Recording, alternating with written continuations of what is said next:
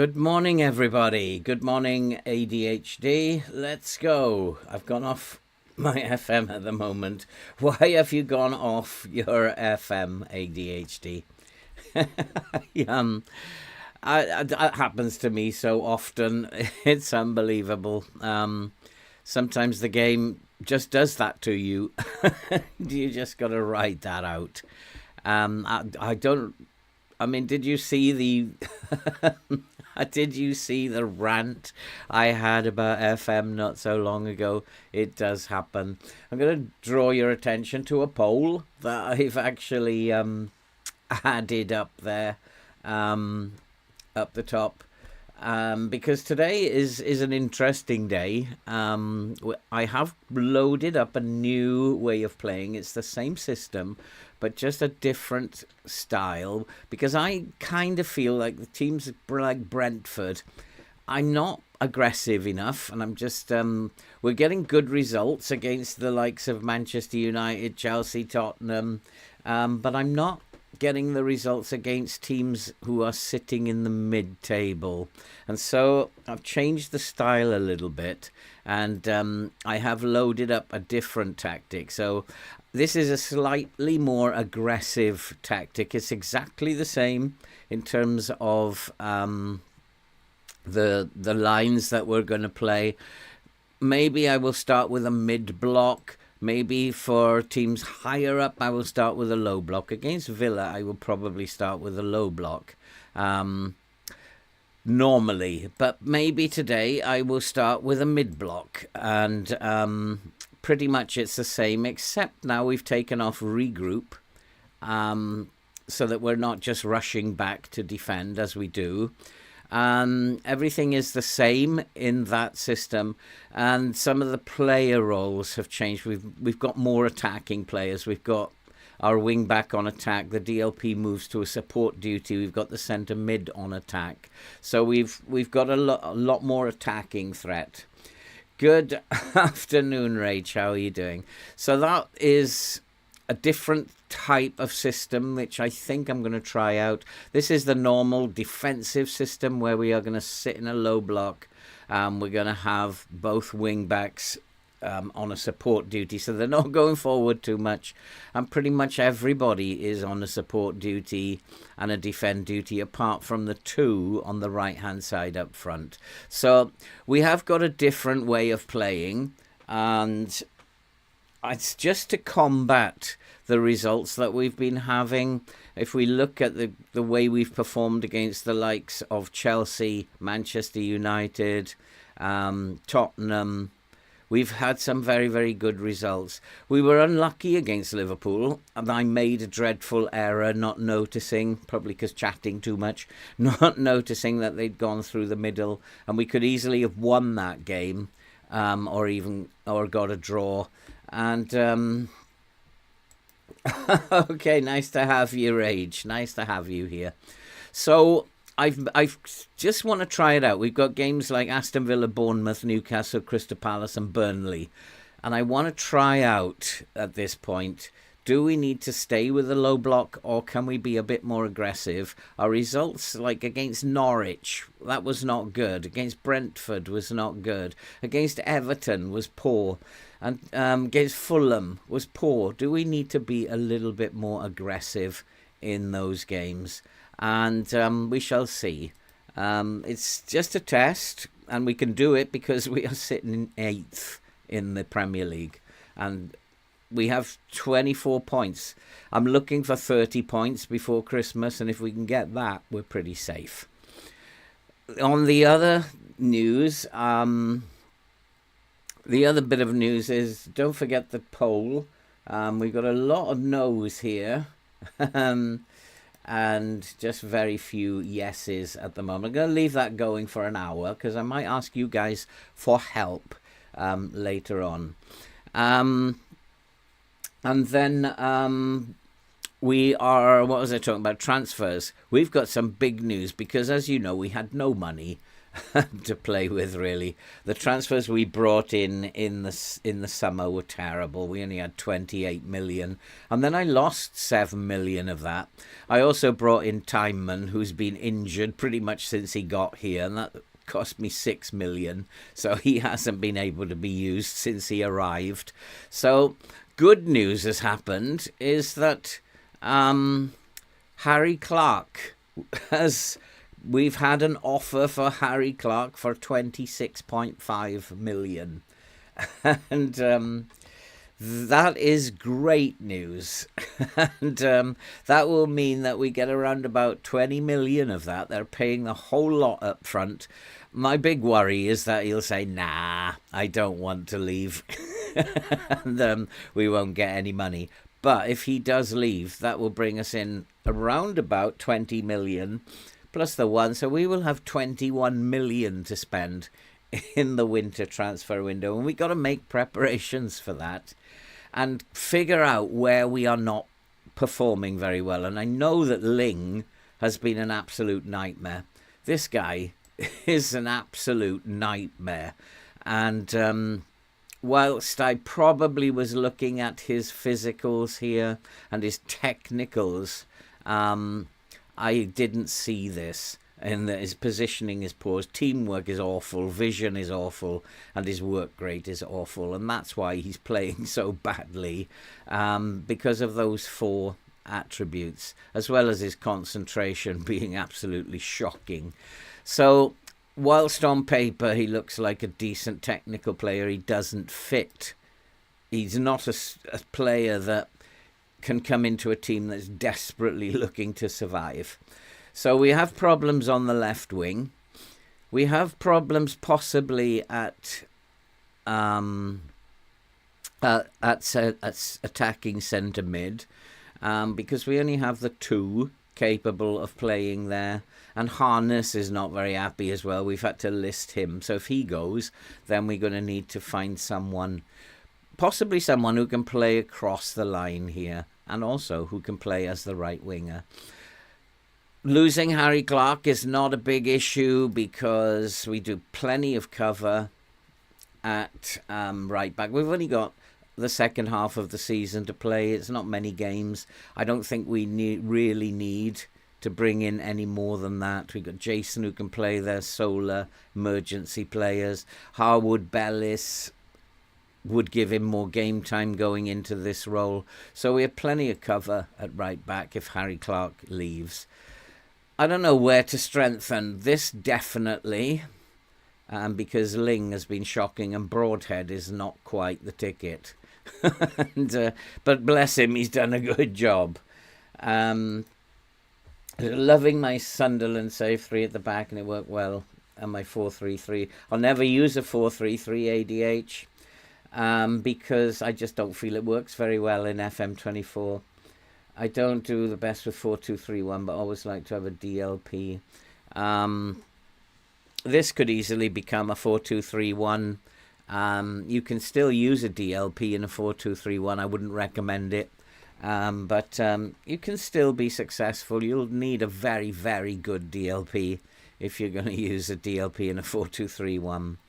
I tend to be more traditional and go for the good combination of a Volante and Volante and an anchor. Seems to work really well. So we've got this big game coming up. We've got Aston Villa coming up. If we can win that one, this team will be like performing out of its skin. We want to put that Brentford result behind us. It was poor. And then Bournemouth, Newcastle, Crystal Palace, Burnley. These are games that we can get points from. But you know what FM is like. And we'll see what happens. He still wants to play Delap, my assistant, over George Hurst. Delap is shocking, though. And even though it might be that he needs to start, because coming off the bench, he's just absolutely awful and he's missing open goals.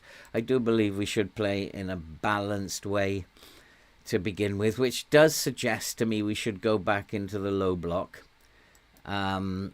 Maybe I'm underestimating Villa.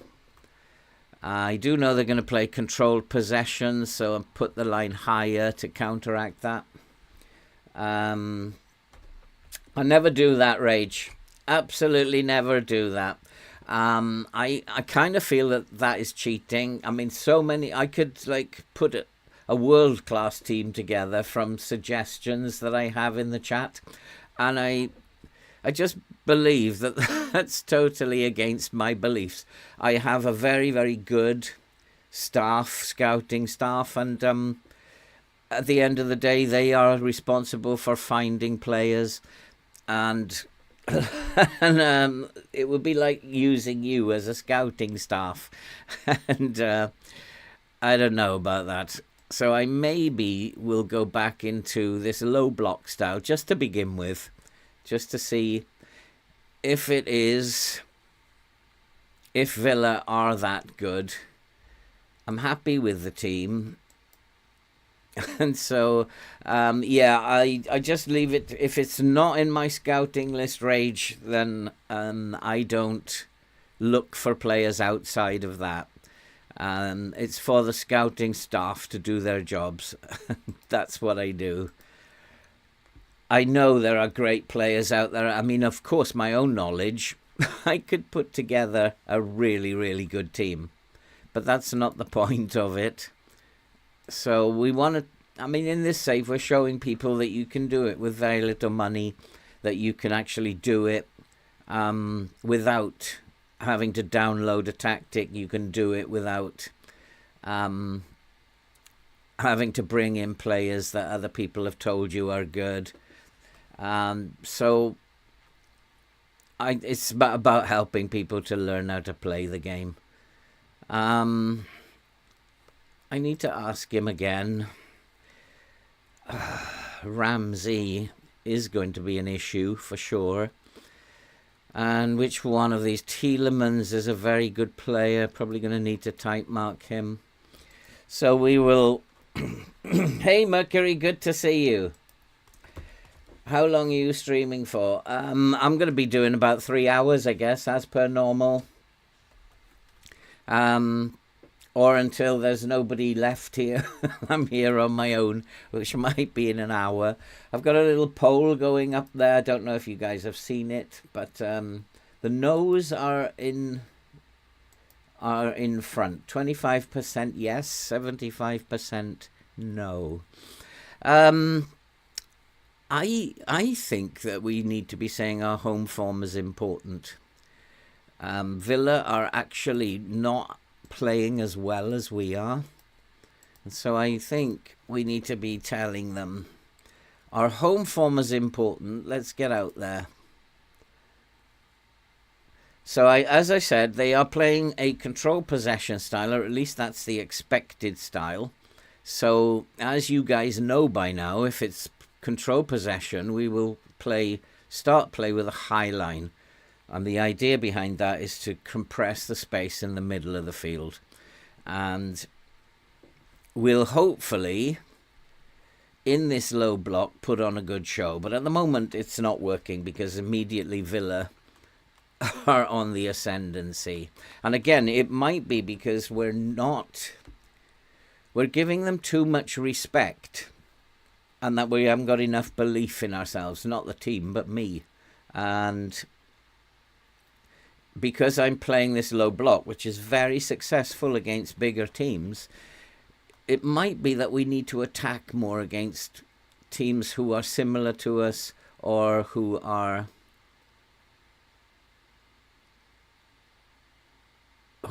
not as good as us. And at the moment, it is Villa all the way.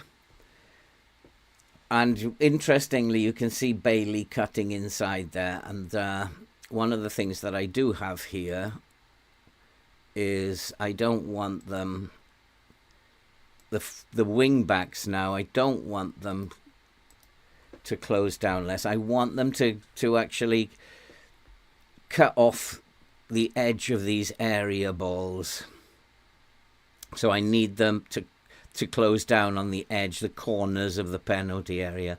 It's an FM thing that players here will not be closed down on the corner of the penalty area. So I just want to up their pressure a little bit. But it's all Villa at the moment. But again, the high line has done its job, and he stepped up and picked up that ball very nicely. We've got to counter-attack a little bit better than we're doing, but that's nice. Now get up the wing there and get a cross into the box. He's told to cross more often, but he's not doing it. But we've got a corner. And it's fairly even at the moment. We'll leave it in the low block. We've almost scored. And we don't get many from set pieces, but that was almost.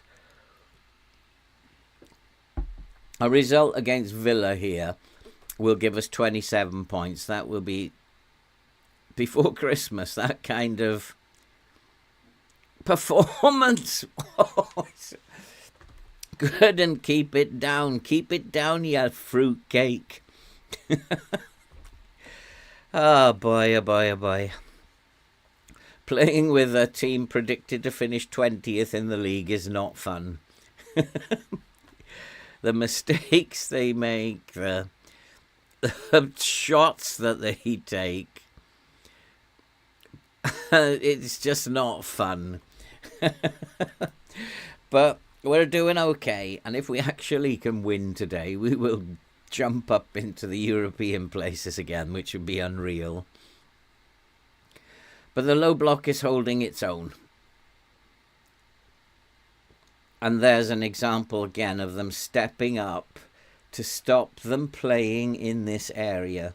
Now, I don't know, not quite sure. Yeah, they're 100% down the middle. And that's and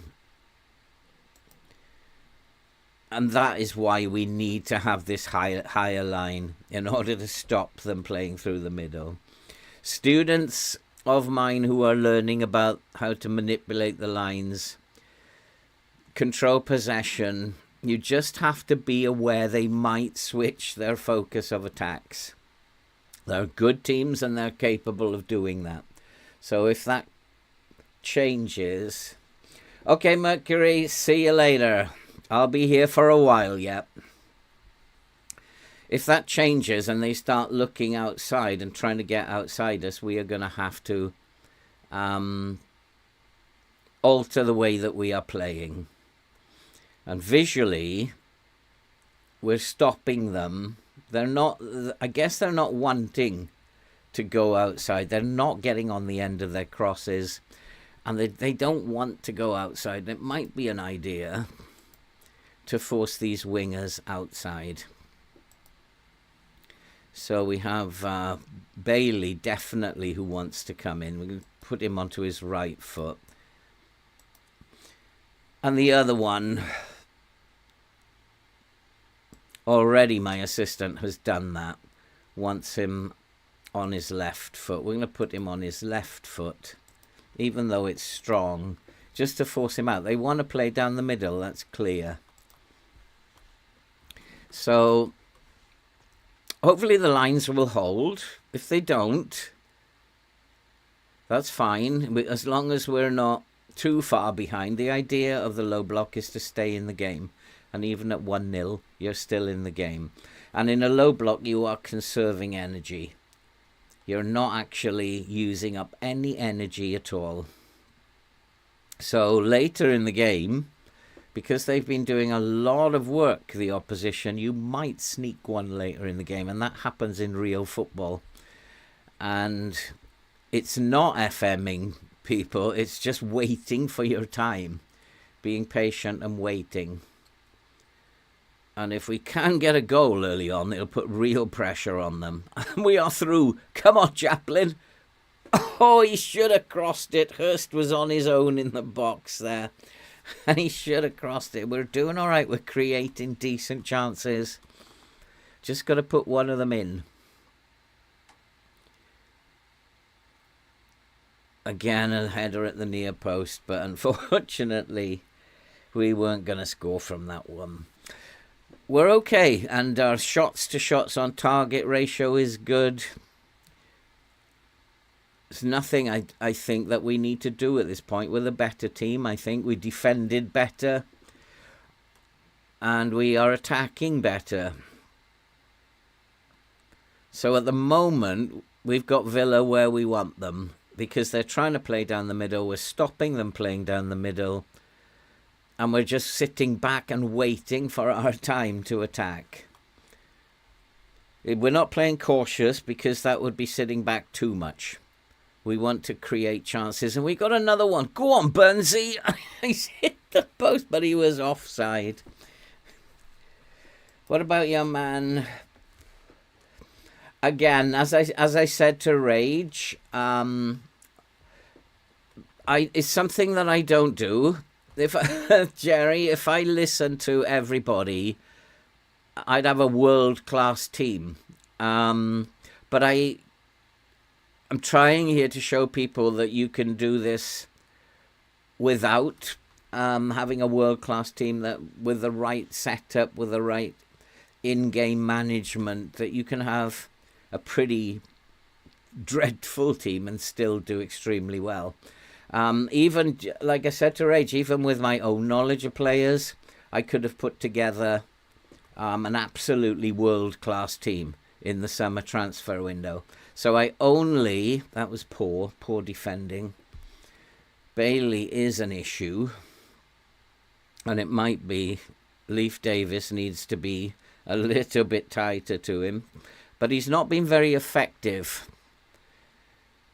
But he is getting the ball a lot. That's very poor. But overall, I think in the early stages we're doing well. And I'm looking at this, they may be trying things down the flanks. It may be that we are forcing them out there. That's what's happening. But it also may be that they're trying to get down the flanks a little bit more. We just need to be vigilant against a controlled possession. And we're winning the ball as well in midfield, which is good. There's a little bit of effort going on here.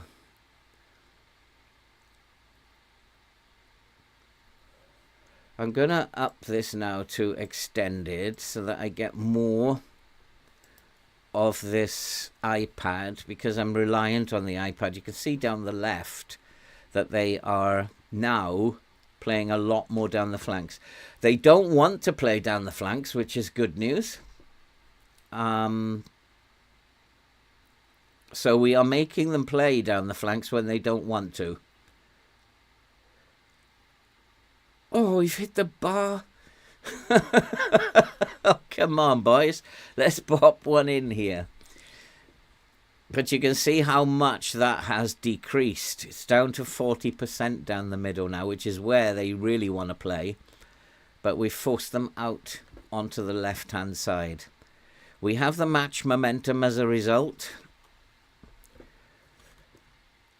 But all we're trying to do at this point in time is stay in the game. Just stay in the game. And they are creating chances. They're going to create chances because we're inviting them on, which is why they have the most of the possession.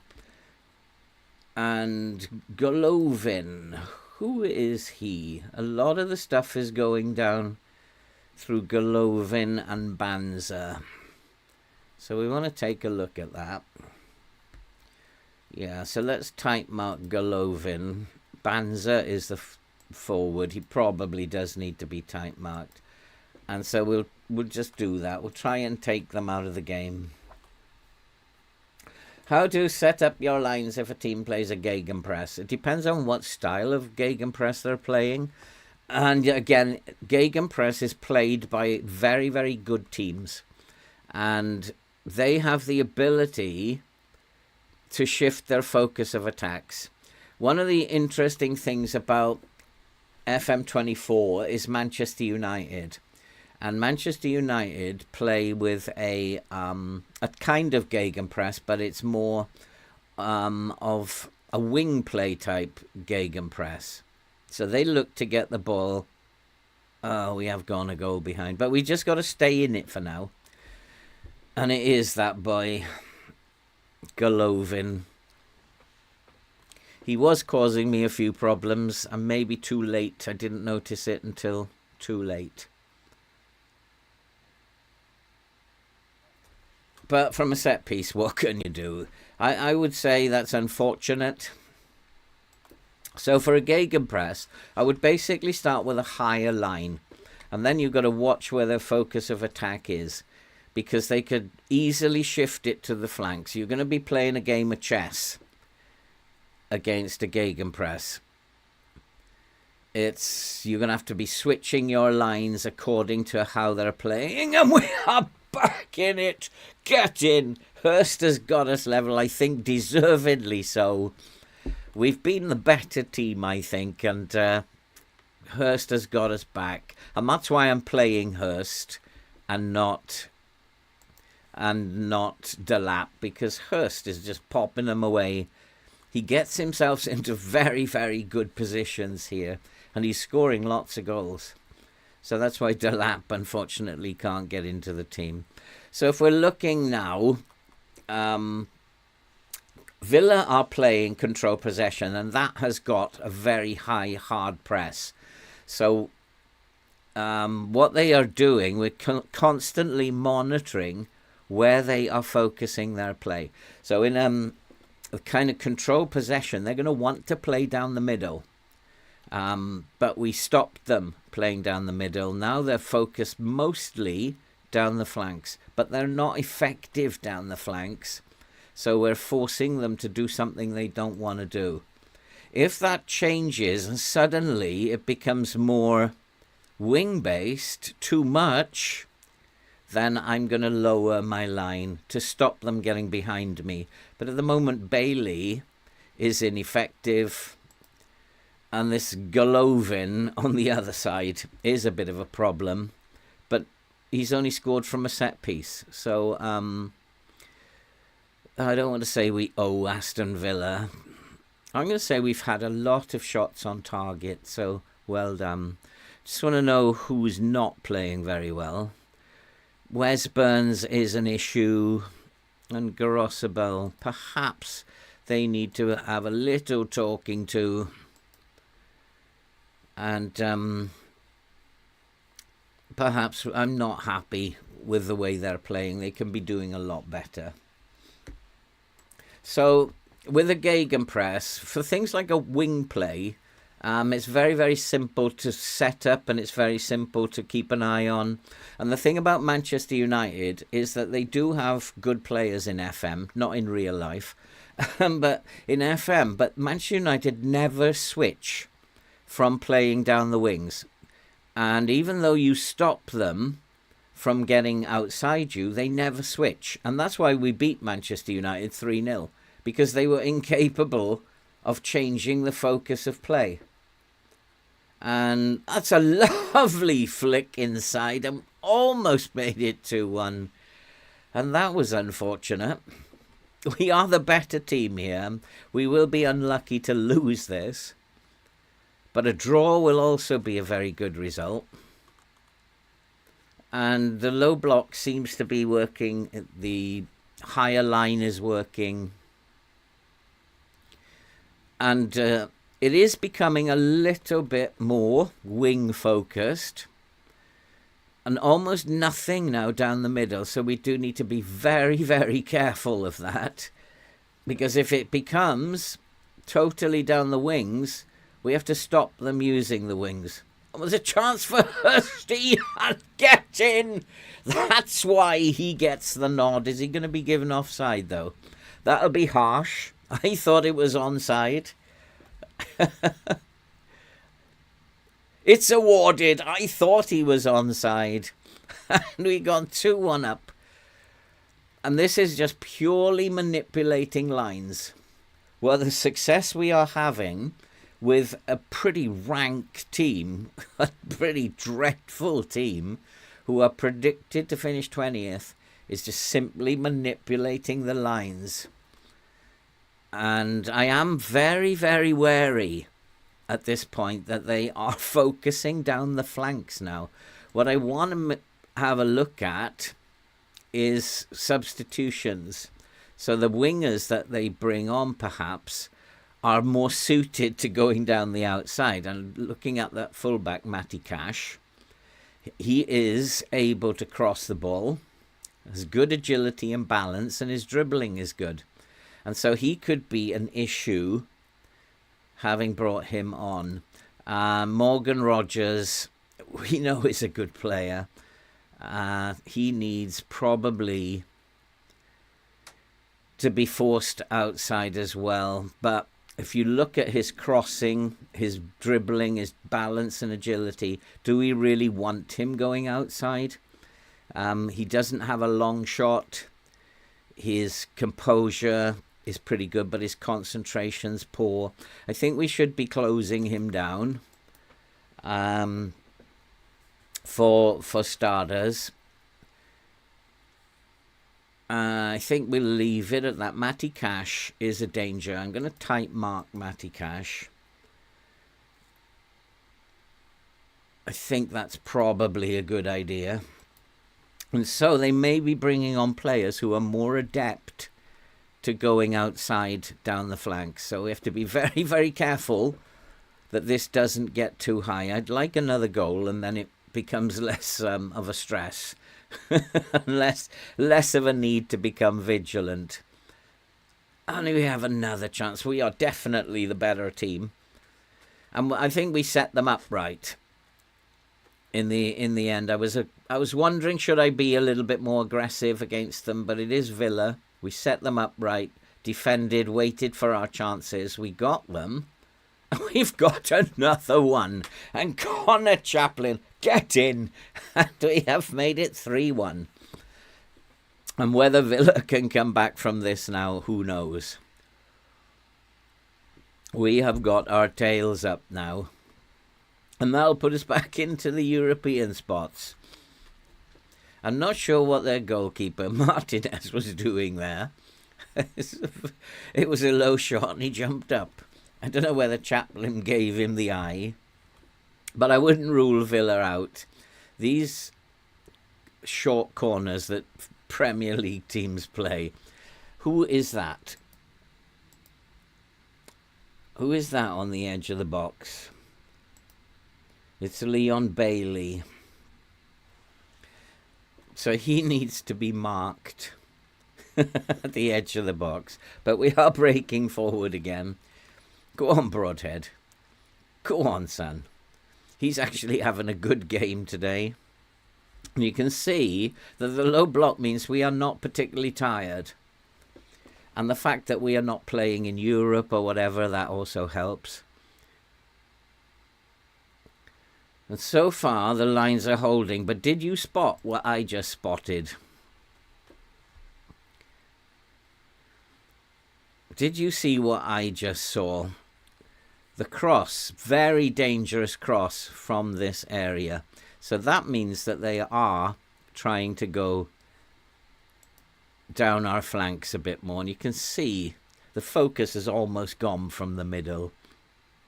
And so what I'm going to do, as a result of that, because that looked pretty dangerous. Now if they're trying to go down the flanks, I'm going to lower my line a little bit. And that is dangerous because they can now switch to going back through the middle. But if they are now looking to get outside, I want to stop them getting outside now. Garasibel, and there's another example, so it might be too late. They are definitely looking to go outside us now. And I need to lower the line to stop that happening. Which should kicking from now. I need to make some changes as well. Garasibal needs to come off. Harry Clark can make his farewell performance. Tyler Morton isn't playing particularly well. The others that I told off at half-time have picked up a bit. Wes Burns is having a good game. Broadhead, I mean, they're not that tired at the moment, so I'm only going to make one change at the moment. And you can see how well this team is playing. And that's because we've set them up right. No other reason than we've set them up right. I'm just going to keep my eye on them trying to focus more down the middle now. They're not doing it. We've outfoxed them. Leif Davis is tired. Let's make some changes. Got a couple of tired boys out there. Bless them. Connor Chaplin is very tired as well. And Jason can come on for him.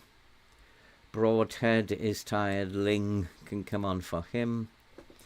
Leif Davis is very tired. Furpo can come on for him. And one more. Tyler Morton will shore up the midfield. Hartel can come on for him. So we just need to hold on now.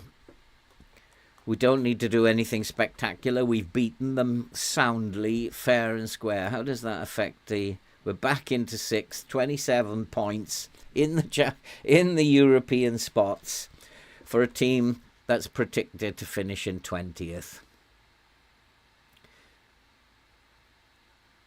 And we are still piling on the pressure. We've just been patient. We were very patient. When we went a goal behind, I thought we were cheated.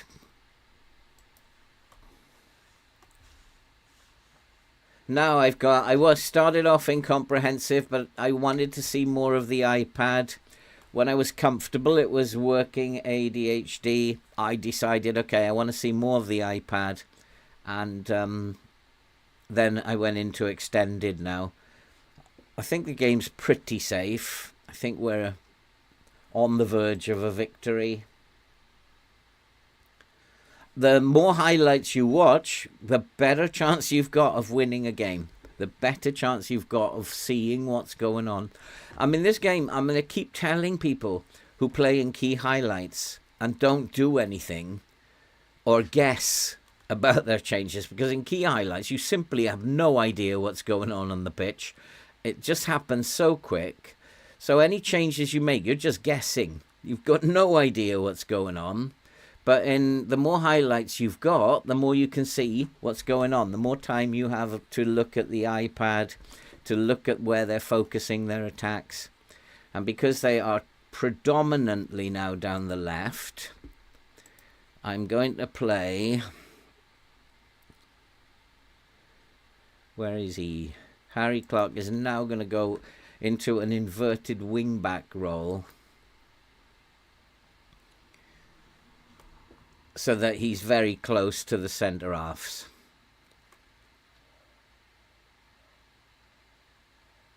We've totally outfoxed them, basically, and it's like a game of chess. And every time they make a move, we're going to make them uncomfortable so that they have to change what they're doing. And we're beating teams like Manchester United, Aston Villa, Tottenham, simply by outfoxing them. Outthinking them, basically. But the AI doesn't think. Lots of people think the AI is very intelligent. It doesn't think. And they have two different ways to play. And if you stop them playing in both of those ways, then you'll win football matches. You won't win them all. No, I wanted to do the mid-block. I wanted to be a little bit more aggressive, but then I realised this is Villa. This is not some nonsense team.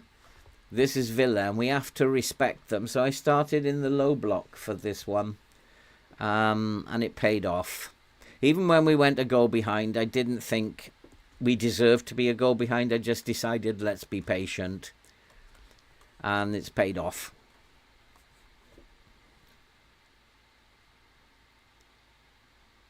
And maybe we're even going to get a fourth goal here. We beat United 3-0. So why not beat Villa 4-1? But not doing that. Not trying to dribble through the middle of their defence, we won't. So just a couple of minutes left. I'd say game over. Might even at this point just try and time waste a little bit. I don't think there's anything else we need to do. We'll slow the pace down and just try and see out the game.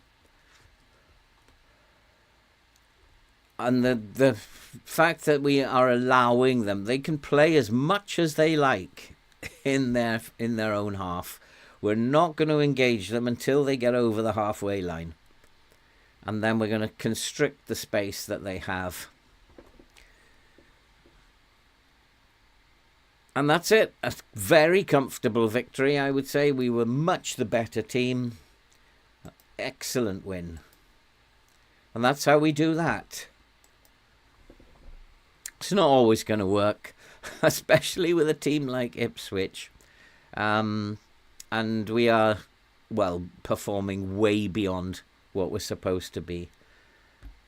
There will be difficult times. We've had a couple of difficult times already. Hursty, good boy. Good boy. But I'm going to keep trying to tell people, if you look at your lines, look at their focus of the attacks, this game becomes fairly straightforward. And I think we have some time off now, don't we? Do we? Bournemouth it's 6 days, but we don't need them to rest. What is on my mind is the transfer window, and Clark is going out. The board have agreed 17 million, so we got 18 million in the bank now. He prefers Hurst to Kane.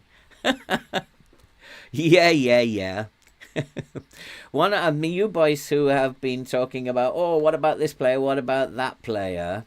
I do have one of the finest chief scouts that you could possibly get. Her name is Helena Costa, and she is probably the greatest chief scout that I've ever seen. And I only found her by accident.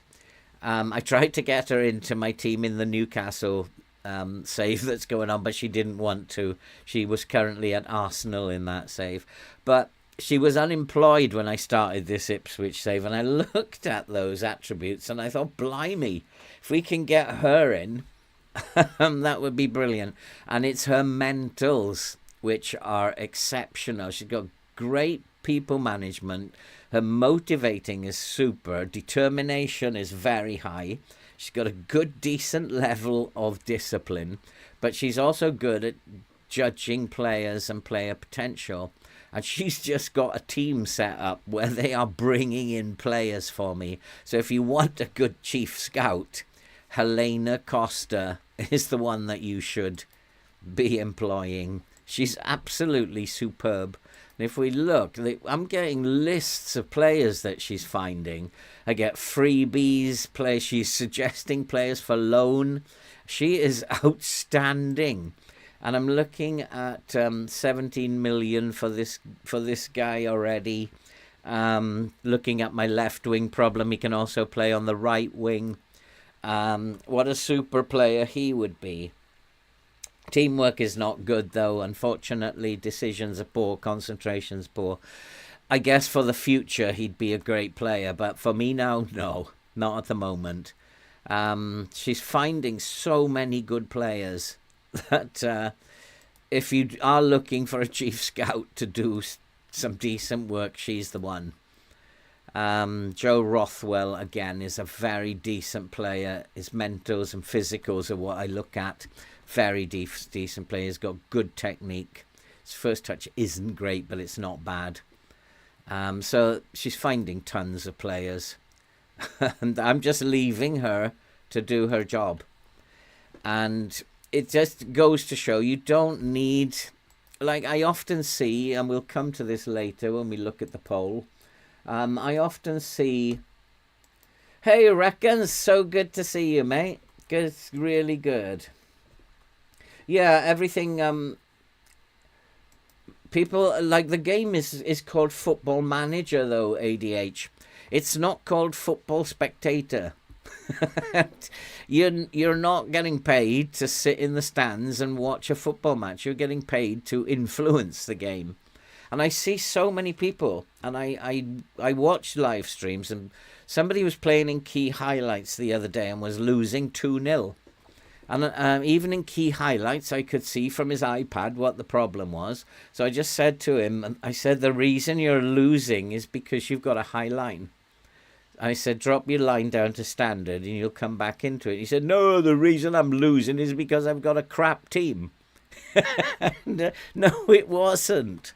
They were absolutely slaughtering him down the wings and he couldn't see it. That's because he's in key highlights and so he couldn't see it. Ipswich set to lose Harwood Bellis. Oh, do I want to 20 million? Well, 20 million would be quite nice. We'd get 16 million. Do I want to up his... Is he been that spectacular, Harwood Bellis? I'm pretty sure if we go and have a look at some of the players that she has spotted at central defender, we'll find a hat full of very, very good players. Cheap. Look at this guy. I don't think we really need to worry too much about me. We'd make a profit. Then there's this guy. Injured at the moment. Looks decent to me. I want to bring in some younger players if I can. So, do I really need to panic about Harwood Bellis wanting to go and getting 20 million for him? So I agree with you, ADHD. I think people are impatient. And it worries me about FM24 that they're going to look for that impatient audience and focus on the 12 to 14-year-olds who just want to get through it as fast as possible. And they're going to... What worries me is that a lot of the skill factor will be taken away. That's really worrying for me. Harwood Bellis, 20 million. Doesn't mean we are going to lose him. Cameron Humphreys. Ipswich would be wise. I mean, is he playing that well that I need to think to myself, good God, I've got to hold on to him? He said his form is not bad at the moment, but his average rating is 6.77. And look at that. That is not something that is Premier League form. 1, 2, 3. He's had 5 good games since the season began.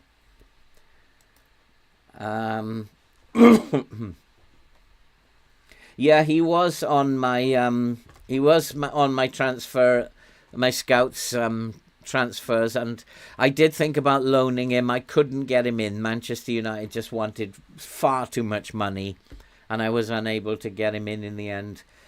I mean, I know he's a good signing in FM, but if I can't, but if it doesn't show up on my scouting lists, then I can't. But he did show up on my scouting list. Yeah, ADH is just probably at the end of the day, the skill factor doesn't make that much of a difference.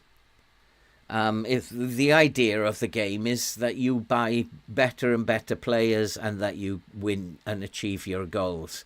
The skill factor will help you to do that quicker. Probably increase it by about 10%, 20% quicker.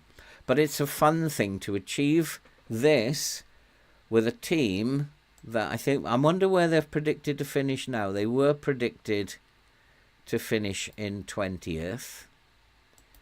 And now, still 19th. We're still 1,000 to 1, even though we're in 6th, coming up to mid-season. So to be able to do this with a team that's predicted to finish in 20th, it's just outstanding.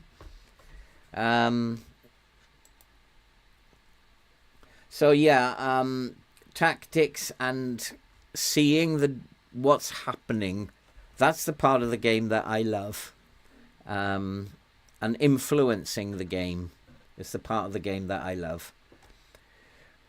Gary Neville said, when is Valencia team versus someone? They changed on him and he said he was out of his depth. Yeah, he probably was. I would say you're probably right, ADH. He probably was. Which states got my university, which I'm going to in October? Congratulations, my friend.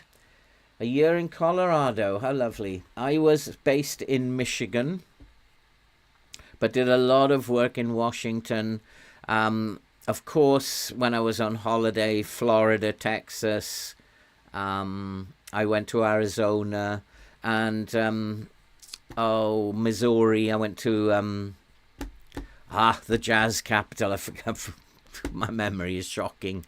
New Orleans.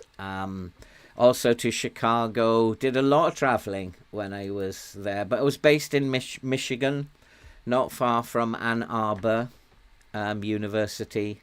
So I had a great time there. Had a great time. So, am I going to worry about Harwood Bellis? He is starting to click. Let's just contact his Cameron Humphreys. I definitely want to keep. He's improving like crazy. If we have a look at his contract, 30th of June 20. Oh, blimey. Do we want to offer him a new contract? 18.5 million release clause. How much money have I got in terms of wages? Oh, yeah, I can afford to do it, actually. So let's go to Humphreys. Let's at least make inquiries. I don't really want to lose him, I think. Would want a minimum fee release clause. 28 million.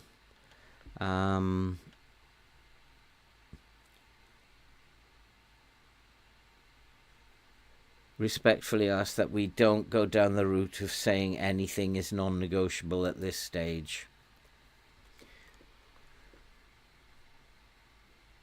It's not budging on the minimal release clause, but it's just saying that he would want that. So let's not panic about that yet, and then we'll go to Harwood Bellis, and we'll do the same. His contract is a 20 million. Contract is up 29. It's like a long time. I don't really want to disrupt the defense, so let's just talk to him. He's slightly interested, but I'm not going to give you much information. Giving me a passable idea at the best. So we're going to have to be much clearer. Would want a minimum. He still wants a minimum release clause, but it doesn't go up by much. But at least it puts it up, which is the thing. And maybe I should offer them a contract, see what happens. Let's see what happens. Let's go and offer him a contract. He's going to have... No, there's no release clause in there. Let's try that. He's not going to go for that. Can I add something?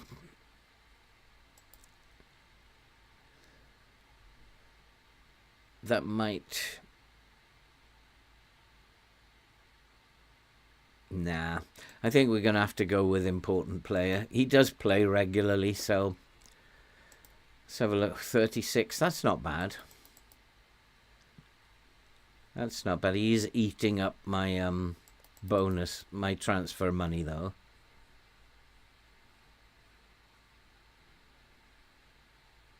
And let's see if we can put his release clause up to 29 million. Nah, he's not willing to budge on that.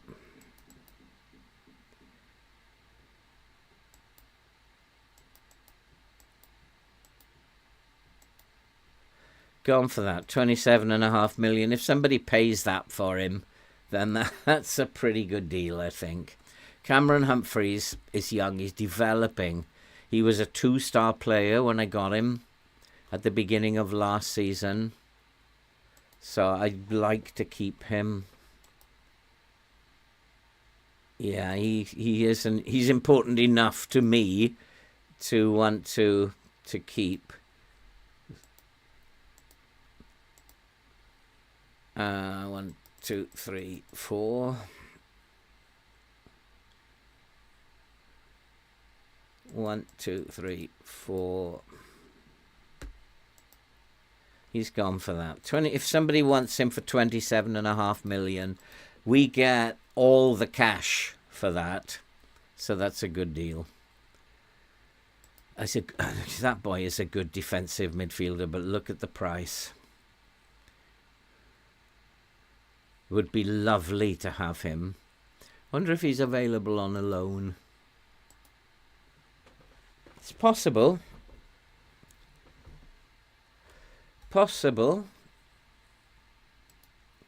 I'm absolutely no good at doing loans, though. I'm just dreadful at doing loans. Bournemouth are not as good as us. That's interesting. Or maybe as bad as us, should I say. They don't really do anything except set pieces. And the rest of it, they're not very strong, they're not very brave. And they're not very aggressive, so I really need to... I want to try this mid-block against them. And I want to get stuck in. Where did the mid-block go? That's the mid-block. Ah, okay. So let's go back to that one and take off. Get stuck in. Now let's go to the mid-block. Now, what am I doing? This one is the mid-block.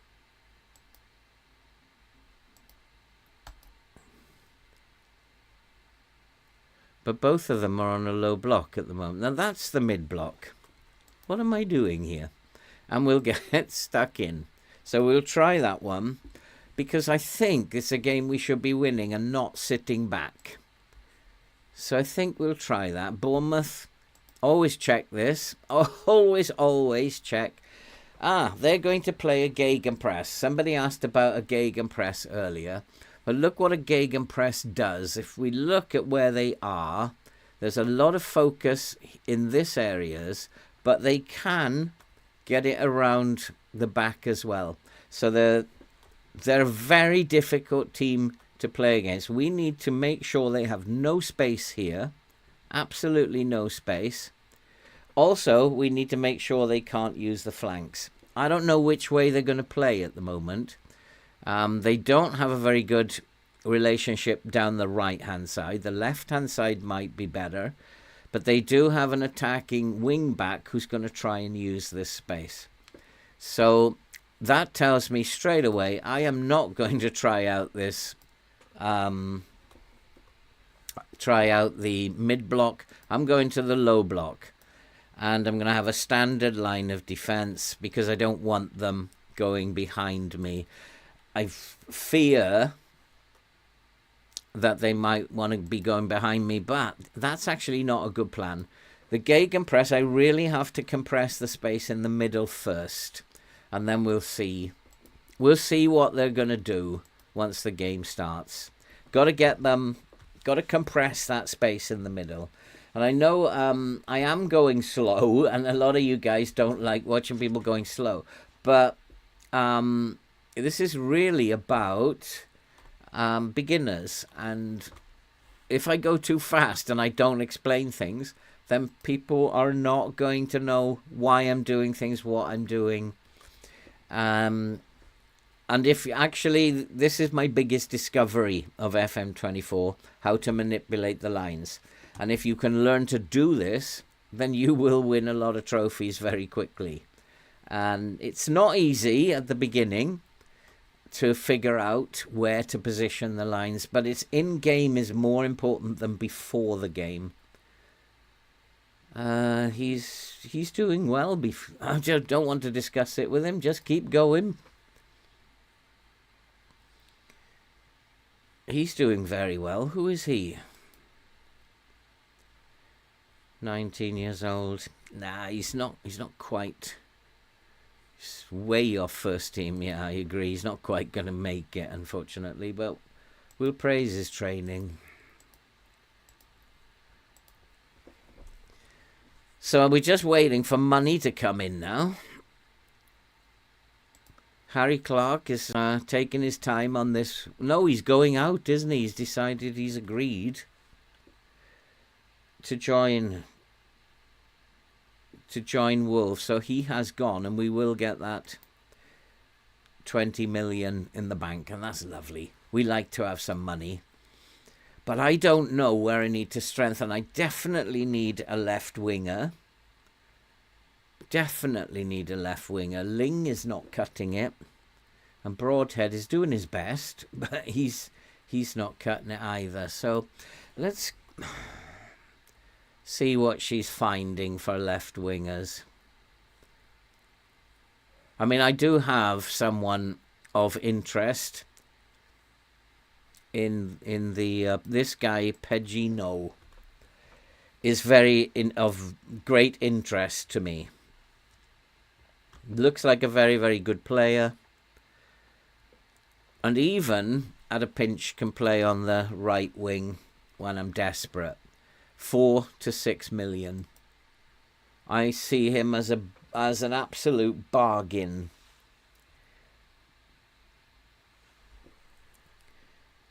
Hi, Cherry. Good to see you. Didn't see you sitting there in the chat. Sometimes I miss. I'm going back and I can see your first comment. Sometimes I miss people's comments in the chat, and I do apologize to anybody that I've missed.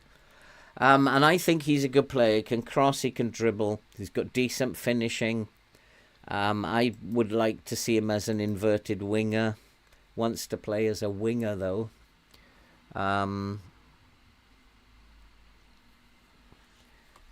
I think he would be very decent. I've had my eye on him for a little while. The other ones I'm not that bothered about. Jaden Anthony does have good teamwork, good work rate. Not very strong, though. He isn't brave, and I need brave players if I can get them. The other ones, they don't. I mean, he's good, but he's a right winger and not a left winger. And a Rebo.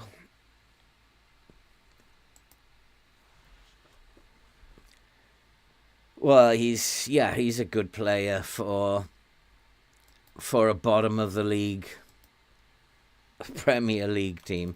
So she does need to get her act together. Looking at the youth intake, we have a good forward and a couple of good wing backs. That's good.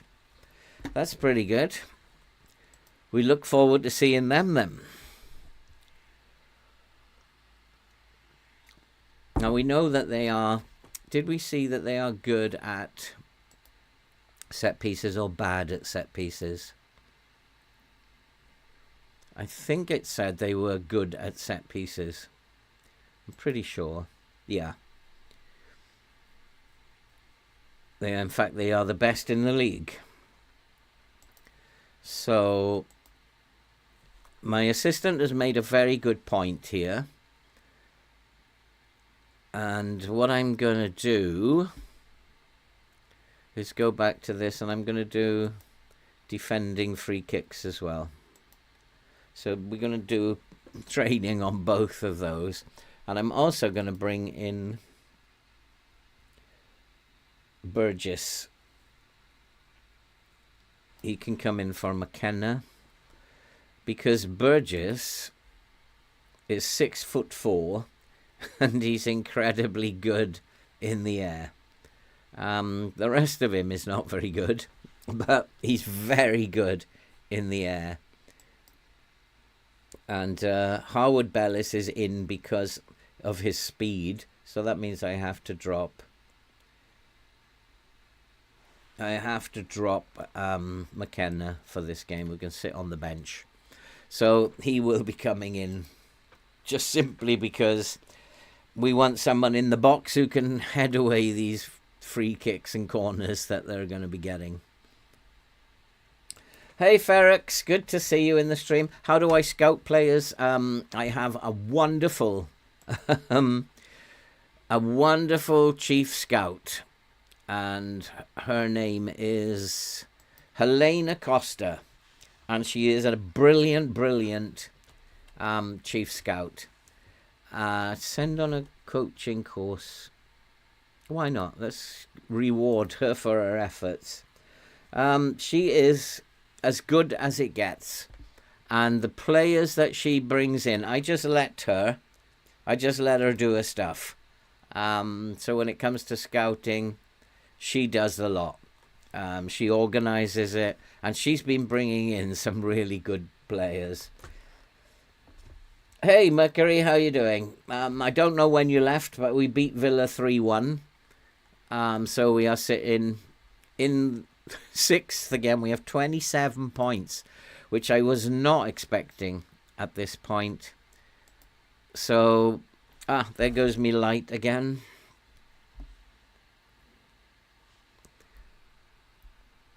I don't know if that's back to normal, but it's not far off, I think.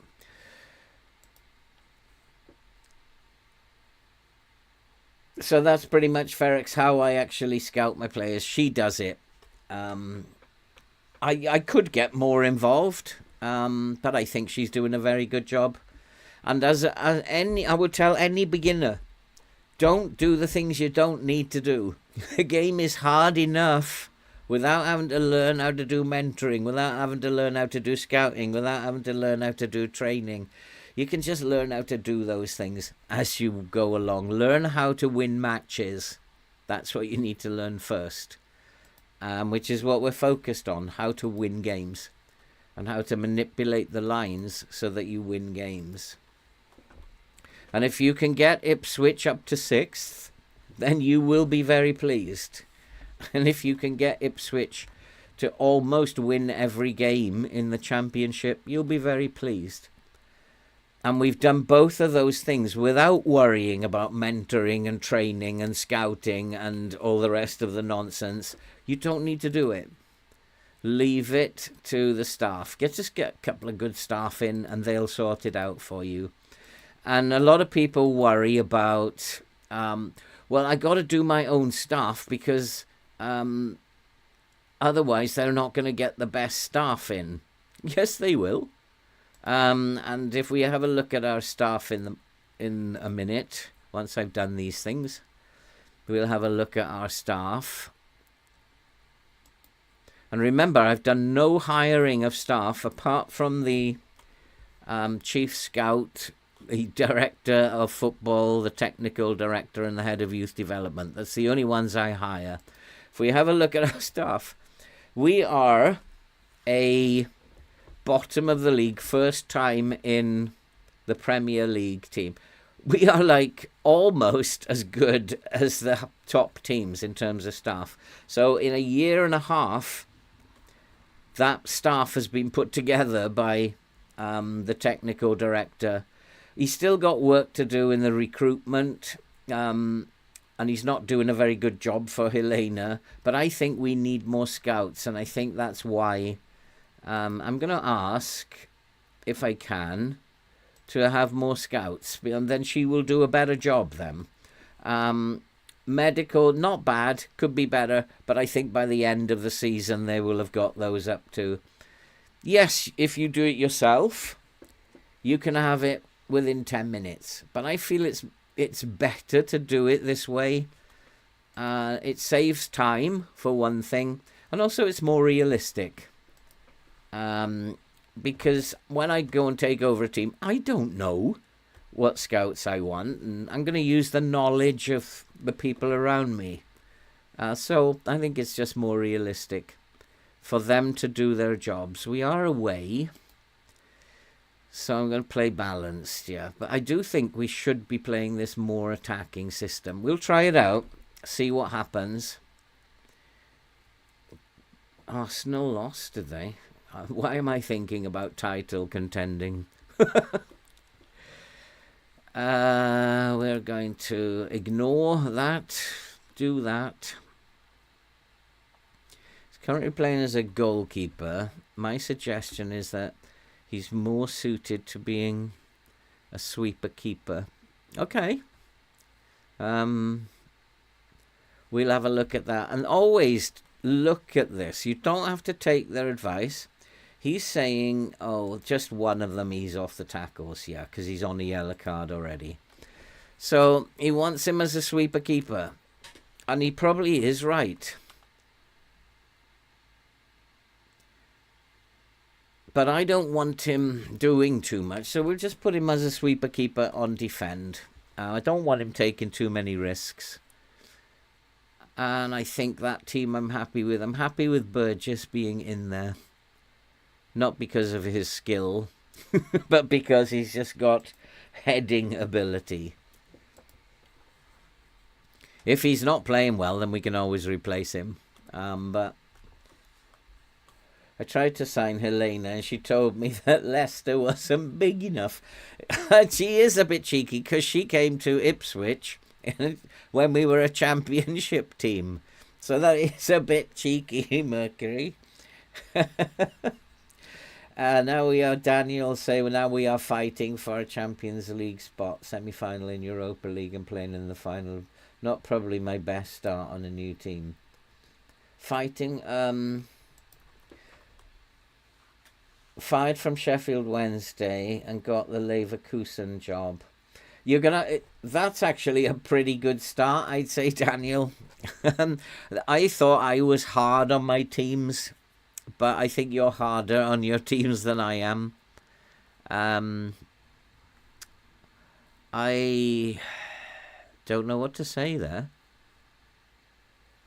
So I'm going to go with what the assistant says. Because I simply didn't know which of those choices to pick. Always go back to your assistant and ask again. He's always going to change his mind. And now we have to look. Lewis Cook. Lewis Cook always needs tight marking.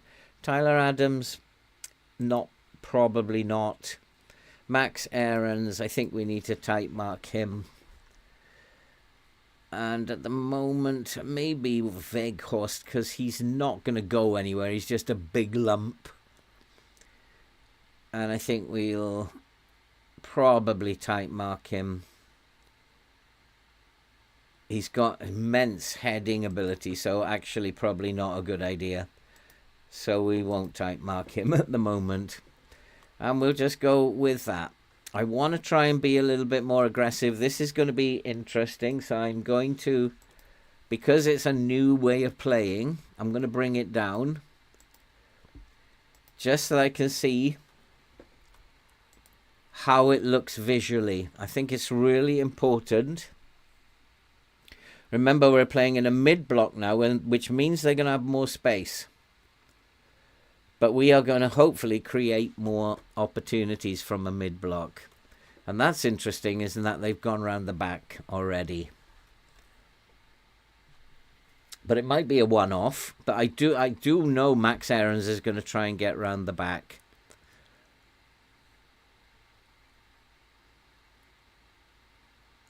Again, they're looking to go down the flanks again, aren't they? They're playing 100-mile-an-hour football as well, which is quite interesting. We've got to stop that. We can't allow this to be happening. So we're going to try and stop that now. And we're going to pull our line back a little bit. I thought we were playing in the mid-block. Okay, so we'll pull our line back a little bit. We'll go into a standard line. I'm really confused. I thought I had put it in the mid block.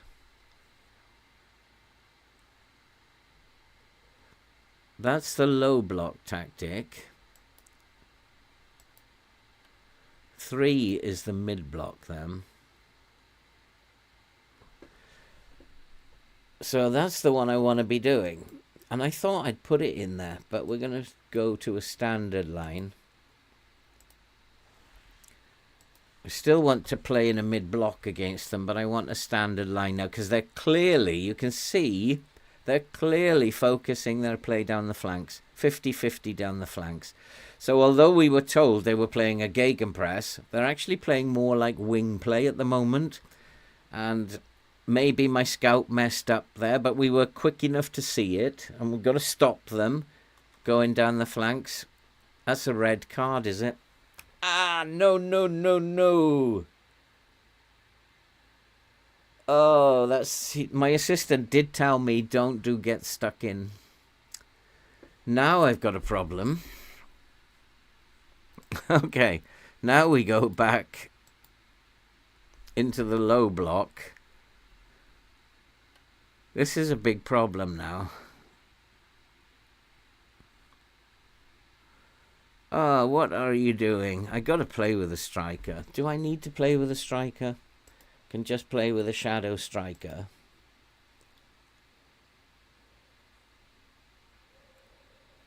We'll play cautious because there's a long time to go.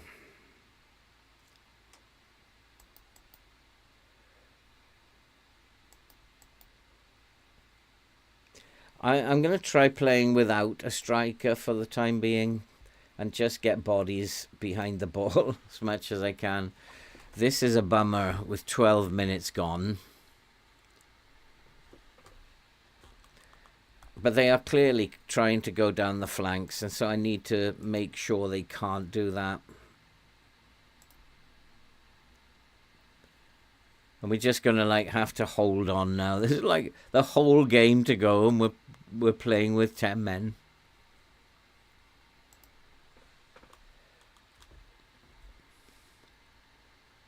This might be painful. Offside. So I'm going to go now into... we are in extended because I see I put it in comprehensive and it didn't do that either. There's so many glitches in this game. Sinestara. We need to keep an eye on him because he might be dangerous.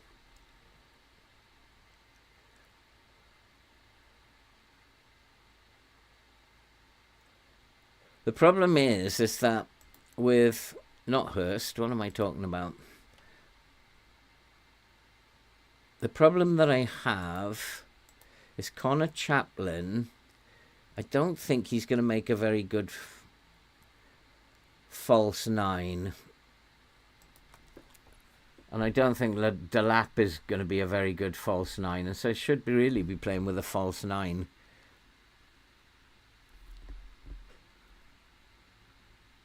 Which might be a better option. But at the moment we're defending well. Just keep hold of the ball, boys. Defending well. Keeping them out. And all I've got to do is just keep watching the lines. Keep defending well. And hope we can sneak a goal on the counter. But not like that, Burnsy.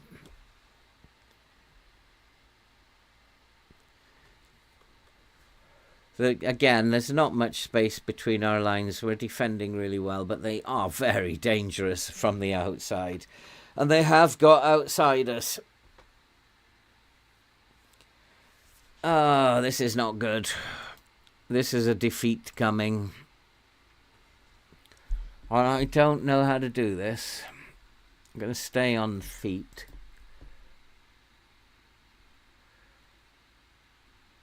So I was given information that's not correct. They're playing more like a wing play style, not a gegenpress. But I do need to change this system now.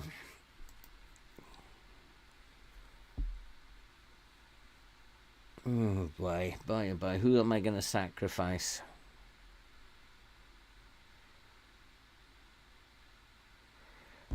can Delap play as a false 9?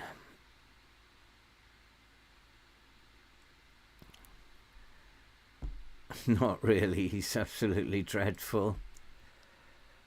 That's about all I've got. Broadhead as a forward. Yes, Broadhead can play as a false 9. So if I put Broadhead, bring Ling on. Who am I going to sacrifice though?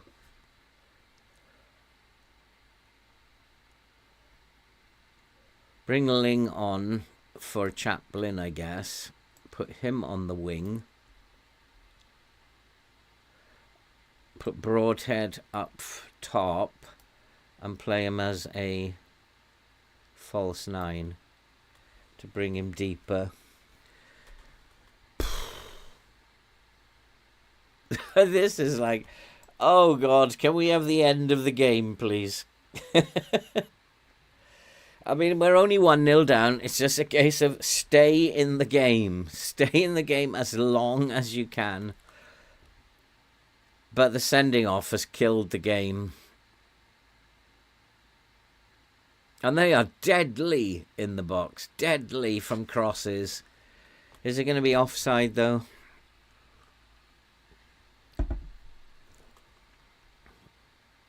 Probably not. Looked a good goal to me. So the only thing I can do now is keep the score down. I'm going to come down to a lower line of defence. There's nothing I can do here. I mean, I've got that big boy in there who's not winning his headers either. That's twice he's been beaten in the air. I brought him in to win those headers, and he hasn't won any of them. Sinistera needs tight marking as well.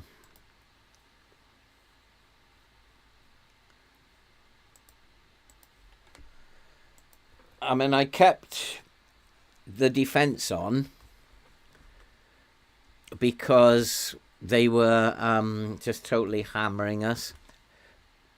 I mean, I don't know what else. What else can I do?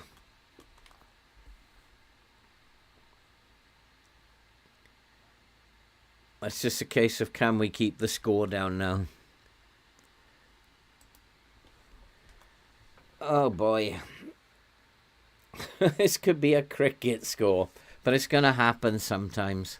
And that's really upsetting. But we're still in 6th at the moment as it stands.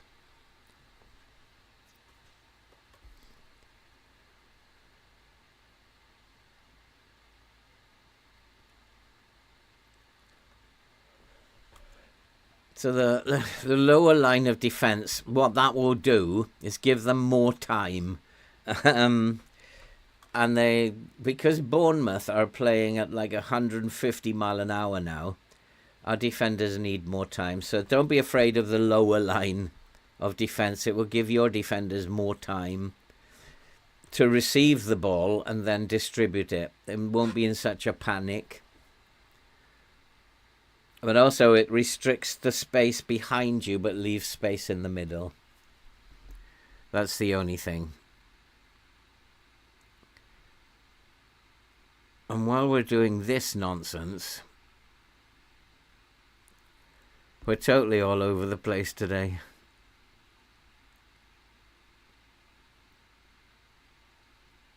It does happen. And you're not going to win every game just because you want to. I'm going to come up to a balanced way of playing. Just like try and get the ball up the pitch sometimes. My set-piece coach has removed the forward player now. Most of their attacks are down the right-hand side. I expected that. So we're going to put him on a full-back role.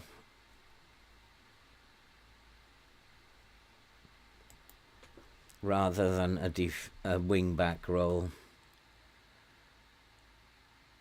Now we've got him tight marked. But it's too late because they got the goal. But we want to be getting up the pitch if we can.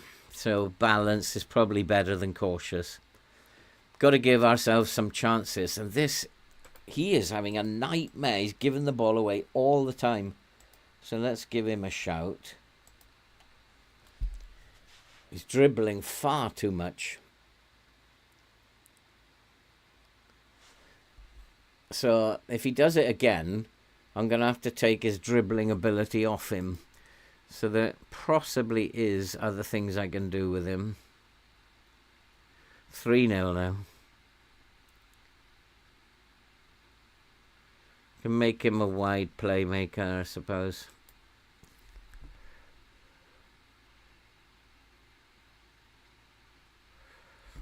I have no idea what to do. It's going to be a cricket score. So we'll make him a wide playmaker.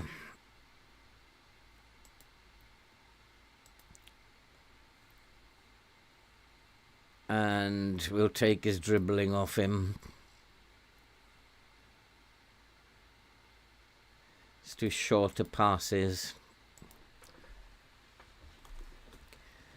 We're all over the place. And I don't know, I mean, what can I say to them?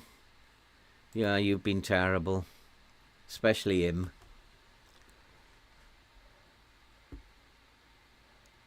Leif Davis has been really poor. So he might have to come off at half-time. He's been pretty much the reason why it's so bad. The goalkeeper isn't doing too well either. Oh, this is a nightmare. But to get a man, especially your striker, sent off in the first 10 minutes against a team who are clearly playing well against you, well, what can you do? I could go back to defensive and just try to keep it down to less than 6. But I want to give ourselves a chance.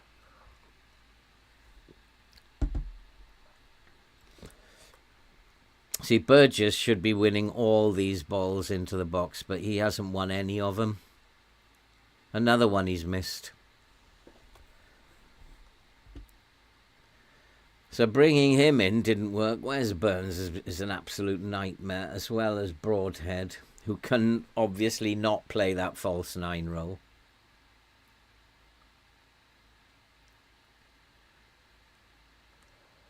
Oh, what a disaster after we were doing so well.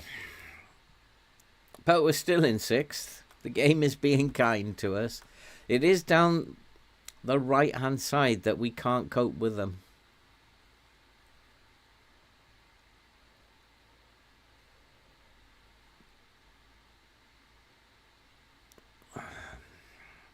Let's just keep the score down. Let's make some changes now. What can I do? Well, he's clearly struggling.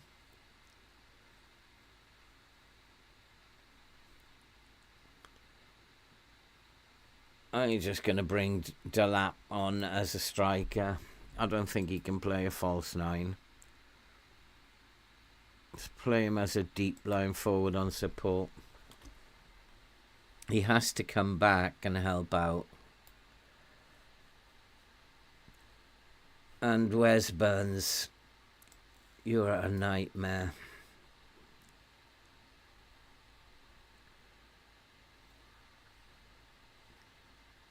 And Burgess isn't winning any of those balls in the air, so... And the goalkeeper... That was probably because we made him a sweeper keeper. I'm going to put him back as a goalkeeper. I wonder if that's because I took the advice to make him a sweeper keeper and he didn't like it.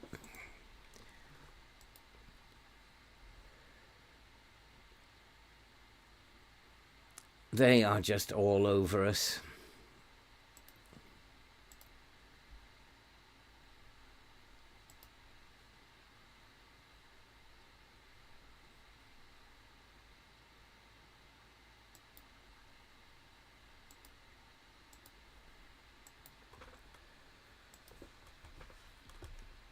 Now, hey Mark, how are you doing? Good to see you. How are you doing? I hope all is well with you. We're doing all right here, even though we're 3-0 down against Bournemouth. We're doing okay in the league. We're still sitting in 6th. Probably it might have changed. No, we're still in 6th.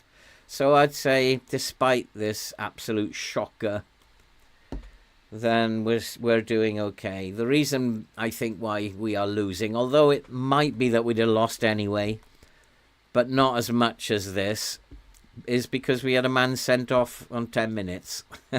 And the worst thing about that is that he can't play now for 3 games. So I have to play Delap. Hey Serkan, how you doing? So maybe I do need to bring in a striker. Everybody's had a really poor game today.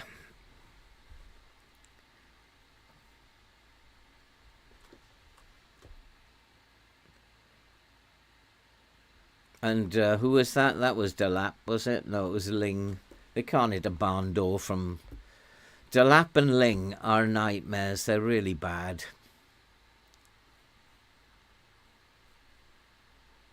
They've beaten us. Those two have beaten us. He beat us down the wings.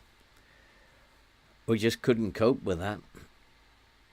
And the lower line of defence has actually stopped them from scoring anymore. They are actually looking to go down the middle now. They've given up going down the flanks. And they're probably not as good as going down the middle.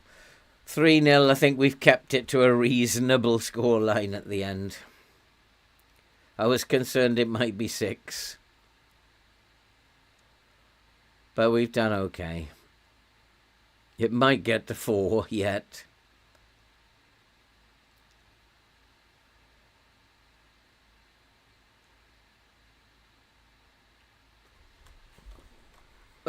So we're going to keep him as a goalkeeper.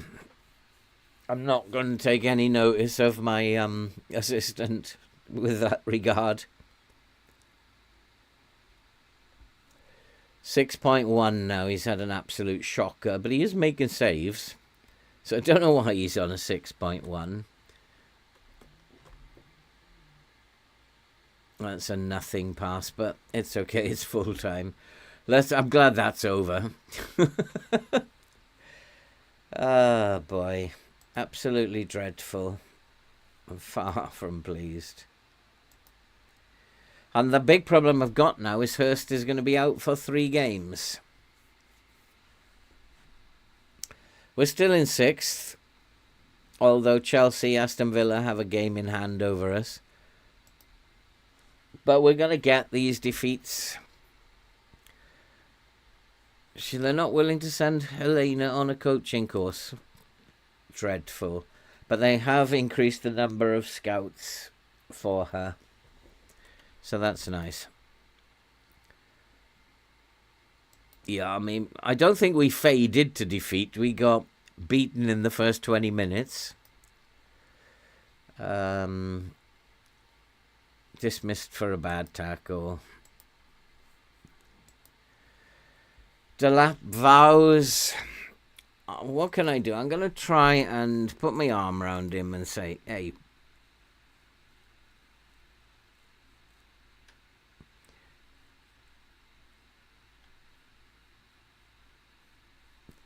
I don't want to criticize. Well, just keep getting yourself in the right positions and the goals will come. Because you're going to have to play for the next 3 games. So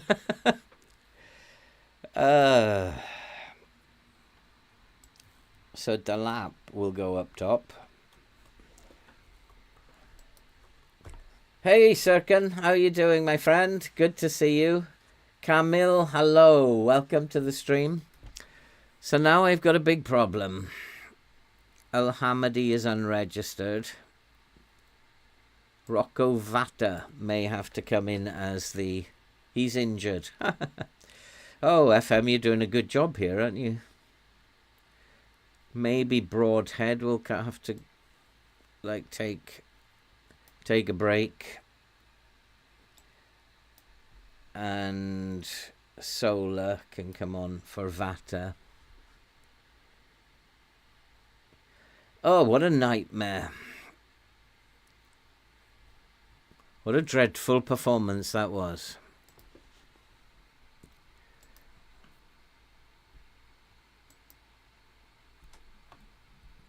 Right, let's rest those numbskulls.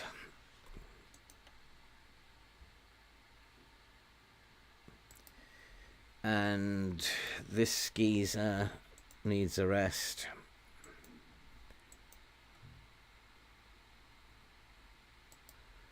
And so does Broadhead.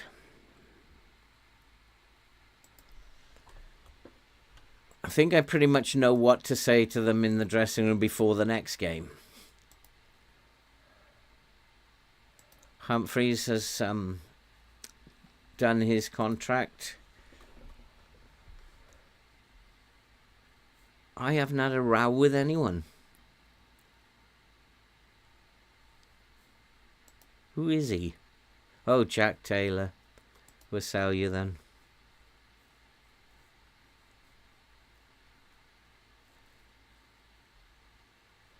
If you want to go, we'll sell you. So now, that should have been 3 points, but now we have a tough game against Newcastle.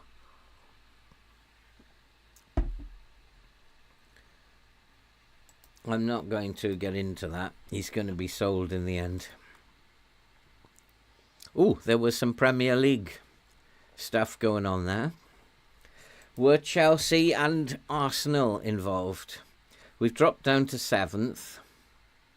I guess because Chelsea won.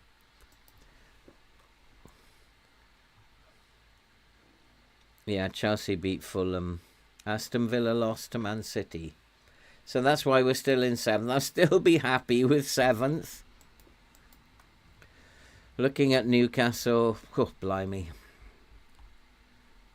They don't have any pace or acceleration. That's interesting because I have a funny feeling. Fluid counterattack with no pace. If you notice the fluid counterattack, it's very direct and it's very much up the middle. Very much up the middle. And therefore, which one is this? That's the low block. And that's the mid block. We're going to go into the low block with a higher line. Because it's very much focused. We're not doing that anymore. I should have listened. I just noticed they weren't brave, they weren't strong, they had no aggression. I thought, great, let's get stuck into them. And then 10 minutes later, I've got a sending off. So learned my lesson, FM. Yep, thank you very much, I've learned. We're not good enough to get stuck in. Newcastle drew with Crystal Palace, which leaves us. How many games is halfway? 19. So we're in 7th, coming very close to halfway.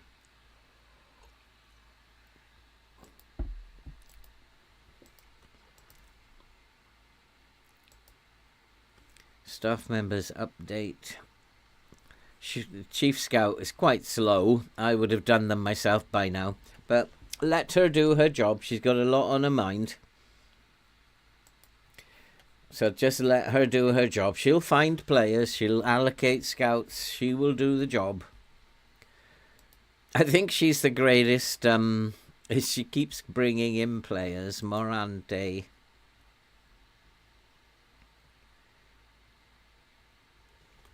He's actually quite useful. He doesn't look like it on the surface, but for a 23-year-old, he's like a decent Premier League player. He's not great. He's work great, and teamwork are what worry me.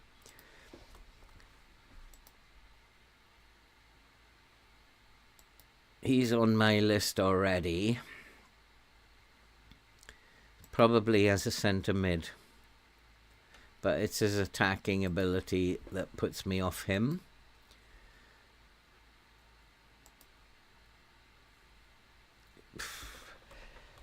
Centre mid on attack or support.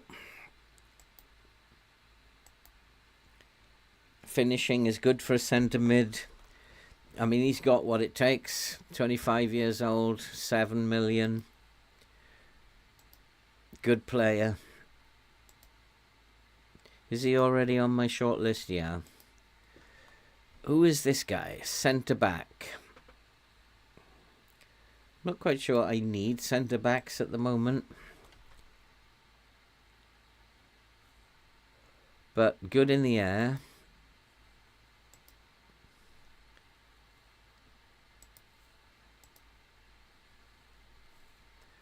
Out for 2 weeks again. The good thing about this is playing without European competition is you can play your first team and you can get them to play together, develop relationships. I'm not going to discuss anything with Hurst at the moment because very soon I'm going to get the news his 1 match ban has become 3. I need Delap now to step up. Players to transfer list and Daba simply isn't good enough. Okay. I'm going to do these. Oh, it doesn't matter about Harry Clark. He's leaving. Let's do that. He's going to get upset. So is he. No, they didn't get upset. That's pretty useful to know.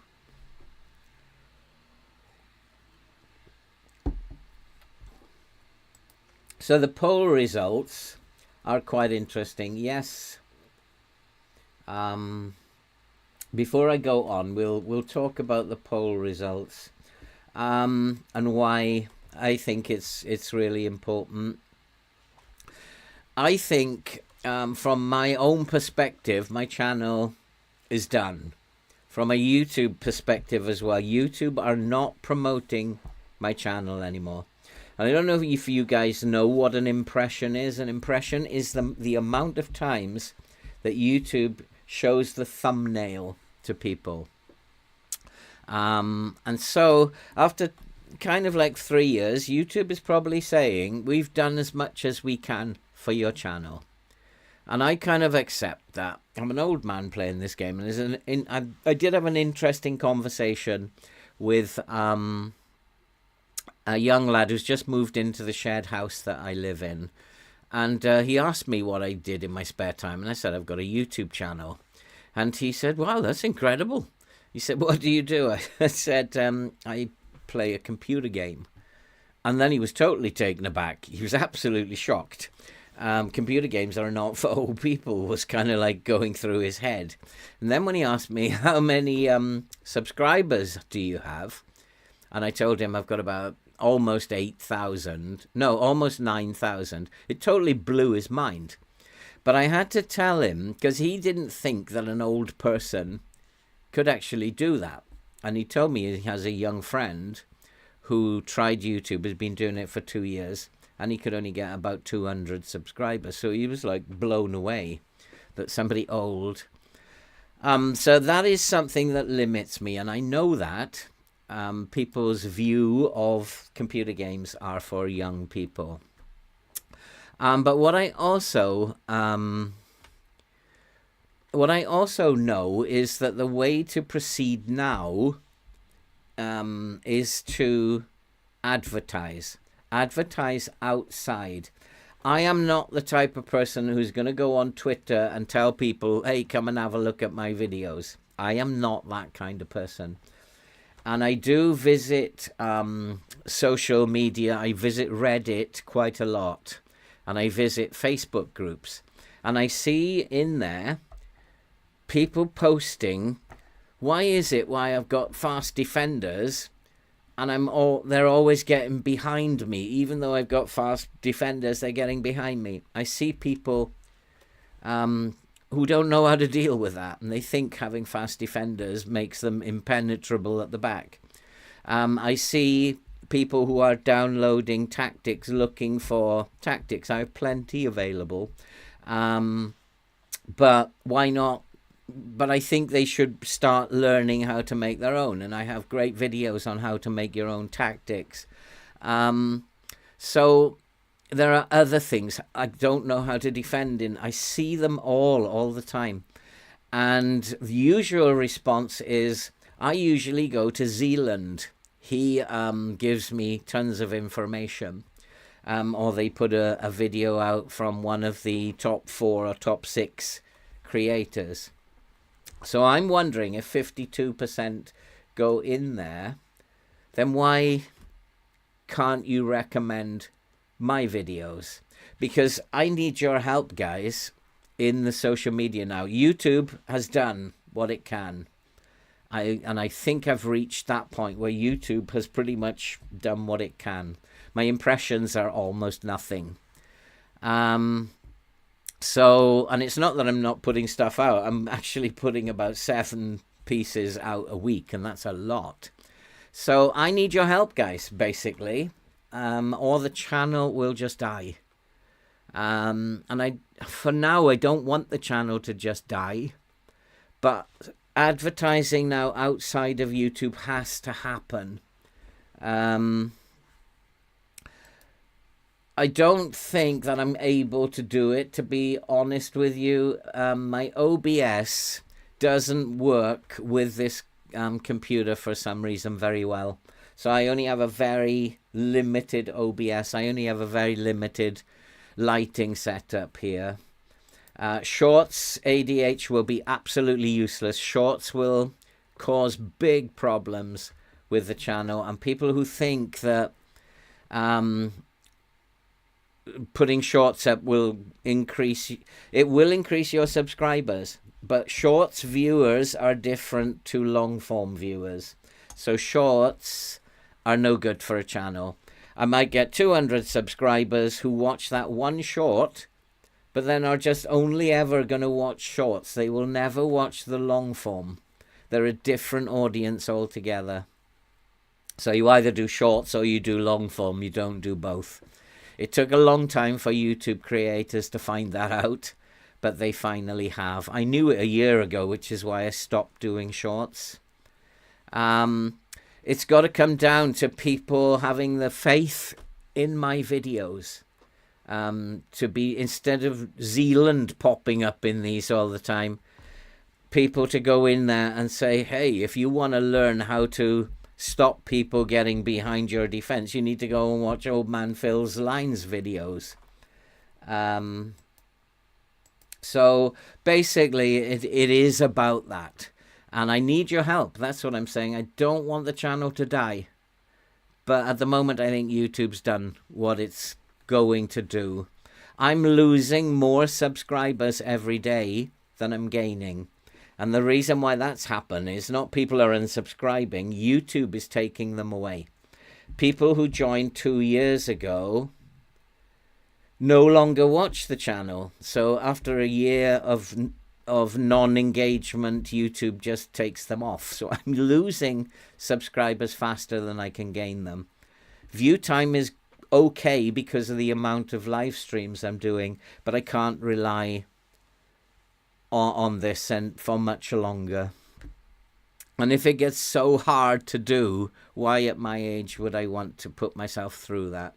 So I'm just saying, boys, I need your help. If you see something related to a video that I've got, then just type it in. Why don't you try that guy? Because it's not only him who's going to visit the channel, but other people see your recommendation. I got recommended. Hi, Andon. Good to see you. That's brilliant. But it's just I've got to reach a wider audience, and I'm not the kind of person who will self-promote himself. I can't do that. I'm just not that type of person. I find it arrogant, and I find it...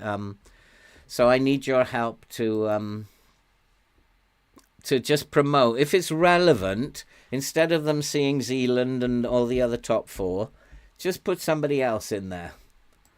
I'm going to do a video this week on the ultimate guide to lines. So when that comes out, that's something you can recommend. How to defend in FM, that series has been one of my most successful videos this year. And then how to build an unstoppable tactic got 50,000 views, I think, now. So there are things that I've done that should be getting out there, and people should be having a look. And I'm just pleading with you guys for your help. So I just don't want the channel to die, and I think YouTube has done what it's going to do. YouTube's just kind of saying, we've done what we can, it's over to you now. So just to let you know how it works, and I'm not in it for money. I don't earn any money from this. It's just like enough to maybe buy a couple of hamburgers at the end of the month. So I don't earn any money. I'm not doing it for that. I'm not doing it for fame either, but I just don't want it to die. I do it because I enjoy doing it, and it's something that it's pleasing for me to be able to do it. It keeps me busy during the day as a retired person, and I don't know what I'd do without it. But yeah, thank you for the comments, guys. Giuseppe, very much appreciated, and Andov, Jamie. I do like the community. It's taken some work. It's taken responding to every single comment. And you guys who come into the chat, you don't come in and say hello anymore. You say hello chat. A lot of you say hello Phil and then later say hello chat. So you're building a little community, especially the Tuesday, the Journeyman Save, Tuesday, Thursday, Sunday one. There's a little, sometimes I'm left out of the conversation, which is really cool. So yeah, I'm just asking for your help on social media, guys, so that people can see other people other than the main 5 or 6. And then they will come and have a look, and hopefully it will give the channel a boost that's very much needed. Thank you, Camille. I really do appreciate any help that I will get from you guys. Hi, Salonic. Good to see you again. Just found you via recommend on YouTube, so the algorithm... No, it hasn't entirely dumped me. But my impressions are almost not worth worrying about. So they are not giving me impressions anymore. Impressions are thumbnails. It's going to keep giving me some, but not enough to grow the channel. No, we're not praising any recent form at the moment. Zidane got the job. I did apply for that, as you remember. But, what is OBS? OBS is the software that we use to link our game and all our stuff here to YouTube or to Twitch. So yeah, OBS is what software you use to actually stream, basically, or to record videos. It's just a platform that people use. And it doesn't work well with my gaming laptop, unfortunately. And also my lighting system here. I know I'm limited, but with your help, guys, I know we can make this bigger. Am I looking forward to FM25? Yes, I am looking forward to it, with reservations, I would say, ADH. And there will be plenty of new subscribers about when FM25 comes out, I know that. But there are subscribers out there. There are people just like you guys who have no idea my channel exists. And that's because YouTube stopped throwing it out to new people in the numbers that it used to. So, Jamie, have I ever tried a retro database? I haven't actually. Everything for me is about time. Okay, we'll go with his suggestion, but I'll have to look at the bench. Yeah, everything's about time, and I've got so many projects that I don't have the time to actually work on. But I am going to be knuckling down. Now that I'm feeling better after the surgery, I'm going to be knuckling down and doing a lot more. I have made that commitment to myself. He's not going to get one either. Helen Acosta couldn't get one. Why are they telling me about this? Tell Helena. I'm not responsible for that.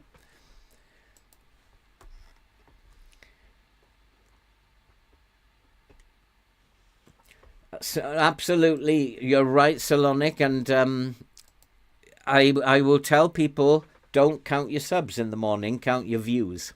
That's what you're after, is views. But if there are not enough people watching it from your subscriber base, that's going to bring your impressions down again. What I need is new people coming in, and I'm losing more than I'm gaining at the moment because YouTube is just emptying the bin, basically.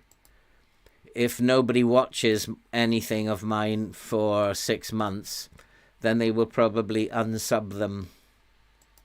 That's how YouTube does it. And people joined like 2.5 years ago who watched for a little while, but then I don't know why. Perhaps they stopped watching YouTube. Perhaps they got their own hobby. Perhaps they got married. Perhaps, all sorts of things happen.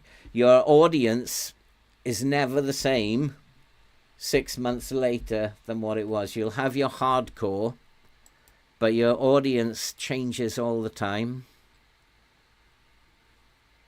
Yeah, he's gonna. Shall I appeal? We'll try and appeal. We've got nothing to lose. Oh, boy. So now I've got a problem because Delap is hopeless.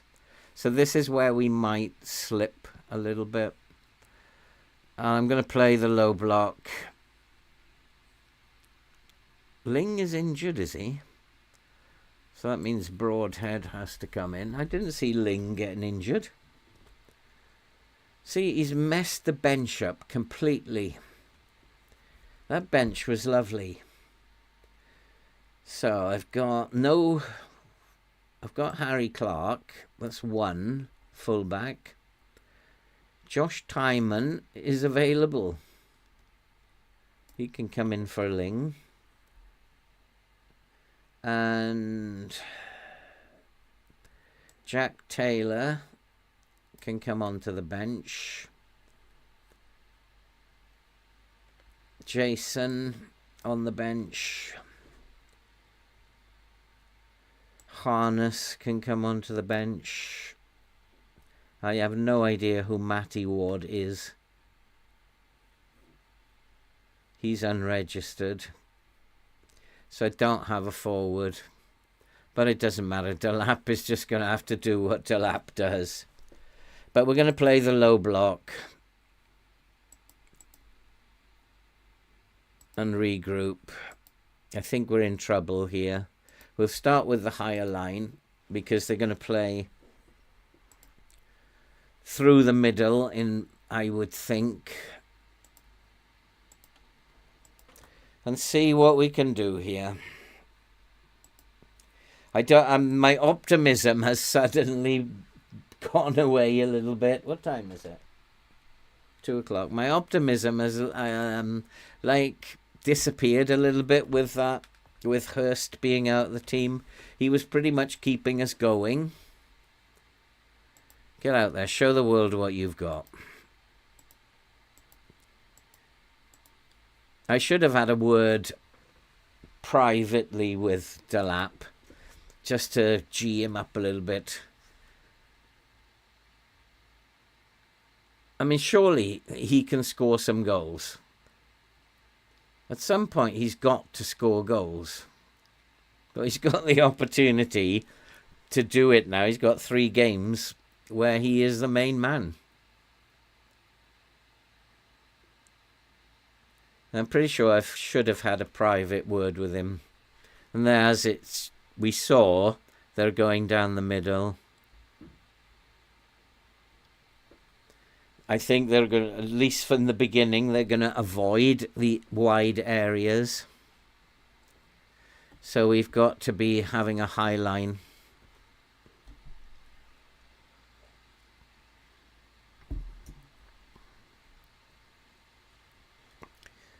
Let's go and have a look now at what my assistant thinks.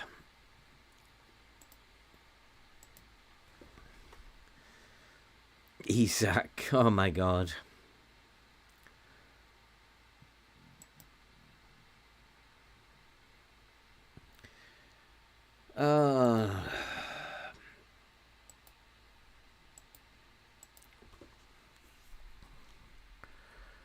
This is going to be a tough one.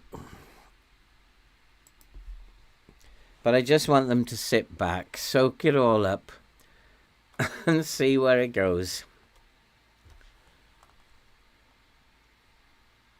You can see how far they're pushing us back, but I don't mind. There are 2 different markets you're hitting. Your live streams are one, your half-hour deep dives another. The live streams are doing much better than the videos, Salonic. They're doing, at the moment, the live streams are doing much better, and that's why I'm doing them. It's kind of sad in a way. But as I've said, I've studied this for a little while now, and I think that YouTube's saying after 3 years we've done what we can. And you've got to do more for yourself. And I think that's what it's saying. And I'm not the sort of person who will go out and self-advertise. I can't do that.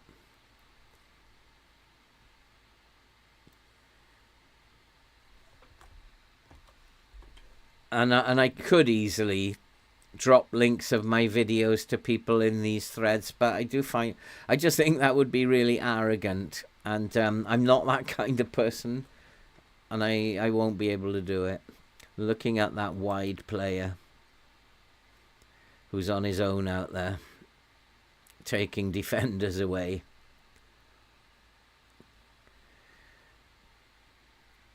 I'm looking also that they are focused mainly down my left-hand side. So there's more percentage wing play than there is anything else.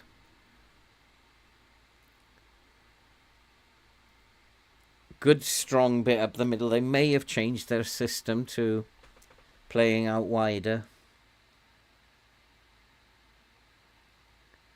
which may mean I have to drop the line now.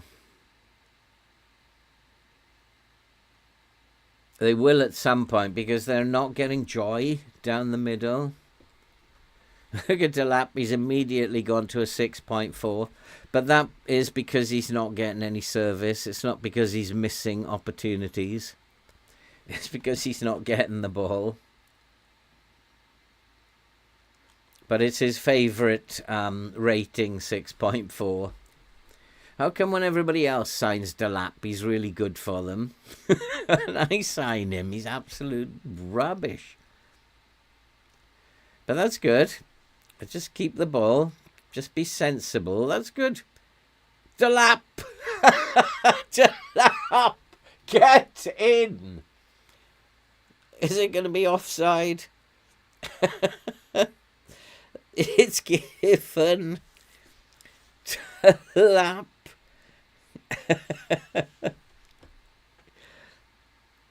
Oh boy, he's broken his goal drought.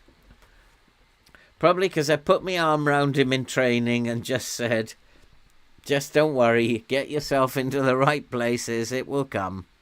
And there we go. He did. Sometimes it's better not to criticize them. People just like immediately click the first button, which is you haven't been doing very well. He's now injured. You're kidding me. And they just click that first button. And sometimes it's just by don't worry about it. Just like being nice, you get better results. And now he's injured. I don't believe it. So I haven't got a forward now. This is mad. He's recovering, but he's going to have to come off early, I think.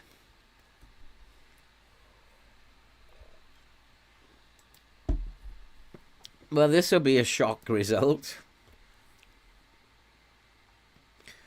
Oh, boy. I don't want to be hard with them. Just, I can't say don't get complacent, because I don't think they are complacent. Yeah, just go out there, give the fans. There's a couple of players who are not doing the business. Chaplin. In fact, it's only Chaplin. And then to lap. You have the ability. Keep going. Go and make a difference today. Go and prove it. Yeah, let's G him up a little bit. I mean, he's got a 7.1 now because he scored. But I think he's due 6.4 is his favourite score. And I think it's because I'm quite hard on them, but I think it's because they're just not getting the ball. We're not giving them any service at all. And I do need to be vigilant now. We can beat Newcastle, but we're going to have to play well here. Go on, Delapson, go on. Well, he stopped. But that's all right. He held the ball up. That was nice. And then lost it. You can see that 7.1 coming down. Oh, Isaac. Oh, too easy. Too easy, boys.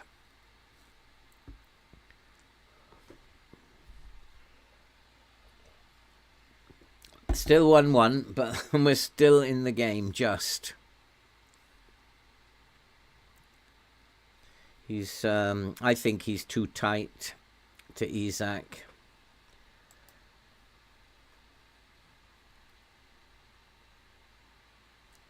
I think he's far too tight to Isaac. So I want to take that off. But I'm really struggling with this. Most of it's down the middle, but they are also playing down the flanks as well. This is really hard to defend against. It probably does need a high line. But it's quite difficult to defend when they're playing right across the pitch.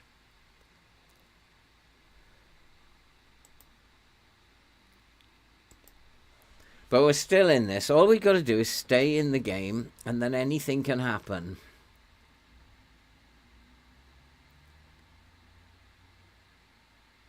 That's nice. Good football. Into the box. Across the box, you idiot. Oh, Wes Burns, what am I going to do with you? The difference between good players and class players. Chaplin is a waste of time today. I told you at half time, I want more from you and you're not listening. Now, create a chance, buddy. No, I just gave it away. He's a waste of time today. But I don't have the necessary players. I need to bring players in to need... Oh, Isaac again. Okay, so he's... What is he doing? He's making late runs, isn't he? It's almost impossible to defend against. It was a poor miss. Like Charlie Chaplin. Yeah, you're quite right. Yeah, he's playing like Charlie Chaplin. I mean, I can understand the match ratings. I mean, you've also got people like Chaplin who's not getting the ball. And when he is getting the ball, he's so deep that it's not threatening. But he's not playing well. There's a couple of instances where he just gave the ball away. And we can't afford to do that because we're not going to get many chances. And Broadhead is probably better. He's not giving the ball away. Burns has been too selfish. Let's make some changes here that get the players off who are not playing well. Harness hasn't had a chance to prove himself. Broadhead we have to keep an eye on. And Tyler Morton is not playing very well, so it's about time we gave someone else a chance in that DLP role. I might actually... Let's this corner go, just in case we score from the corner. And then I might actually switch over Humphreys.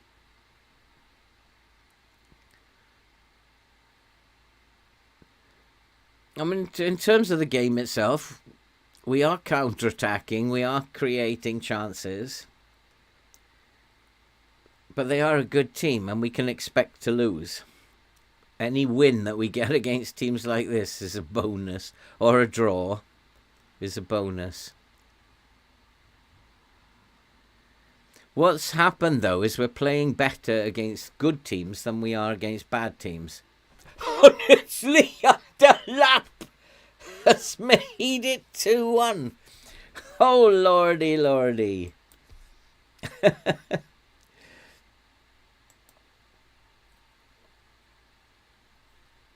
Yeah, I mean, I hear what you're saying, Salonic, and I've tried all these things. But I'm pretty sure that it's because I've seen people being recommended that I've never heard of.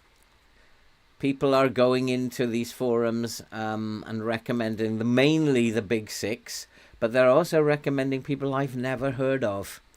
I don't know. I'm just clutching at straws here and hoping for some help. That's all, really. Pereira needs dealing with.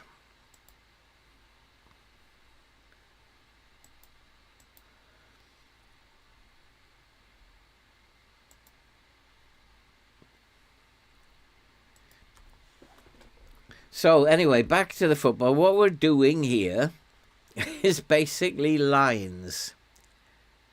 And the fact that we are doing so well is just about... I haven't made any other changes, you'll notice, other than to change the lines.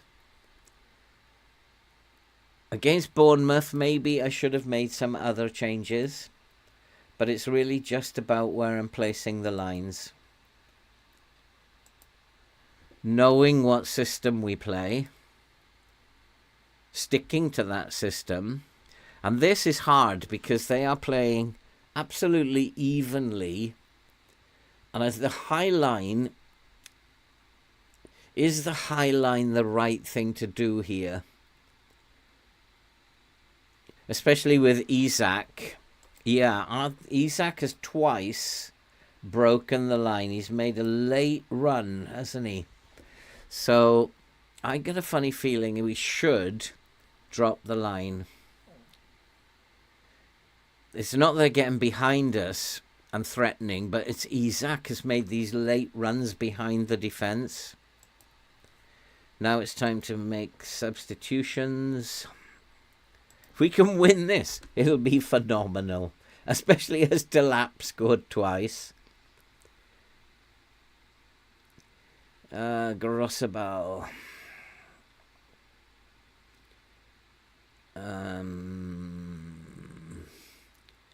Burns is playing well. Broadhead is playing well. Humphreys is doing all right. I want to try and change those over.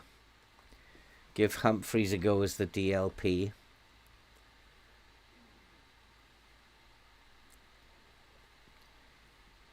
But the players are not tired. Broadhead probably does need to come off. Let's try Jason. We'll leave it at that, I think. Given that they're not really too tired. Not as tired as Newcastle.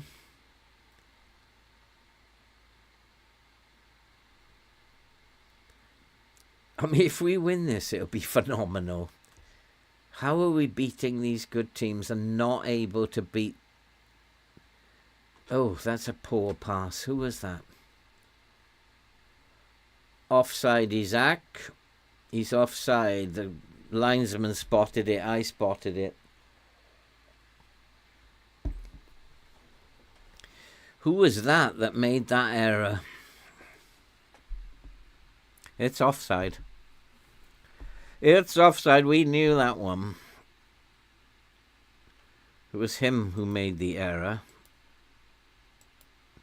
Harwood Bellis. It's not that he's not fair. I don't want him starting to make errors. Come on, boys. Be strong. Nicely done. Are they trying to get round the back now? Good teams can do that. But we have got the standard line now. I might have to lower it to hold on for the last 10 minutes.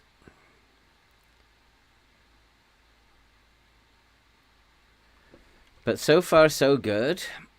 Humphreys probably needs a rest, as well as Garasabal.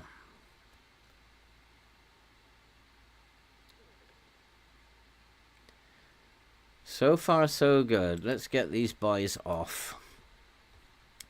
Humphreys. I don't have anybody who can come on for them. I'm going to leave him on. And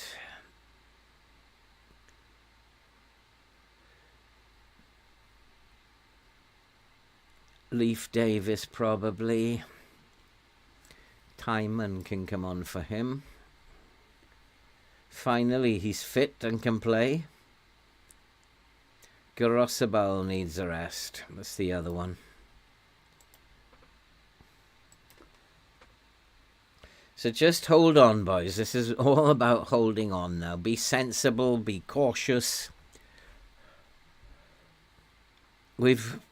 I don't know, have we edged it? I think it's Newcastle have pretty much dominated us. But Delap has just found his form. Kieran Trippier. Oh my goodness, look at what he's doing.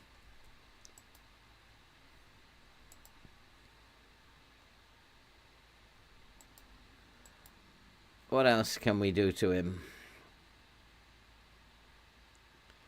Left foot. This will be a brilliant win. If we win this one, I'll be so happy. It'll take us like to the 30 points that I was looking for. Go on, son. Come on, Timon. Let's see what you can do. Been a long time coming into the team. I just about made his pass there. Humphreys, lovely pass. Oh, I thought we were going to make it 3-1. Humphreys will make a good DLP, actually. I might try him out as the DLP in the next game. I know I've got to find out, Mercury, how to stop struggling against the bottom of the league teams. Why do I always struggle against them?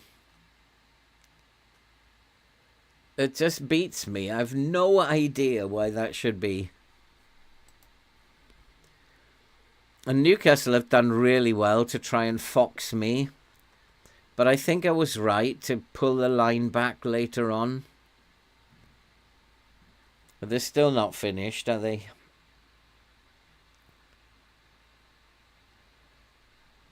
This is going to be a long 5 minutes.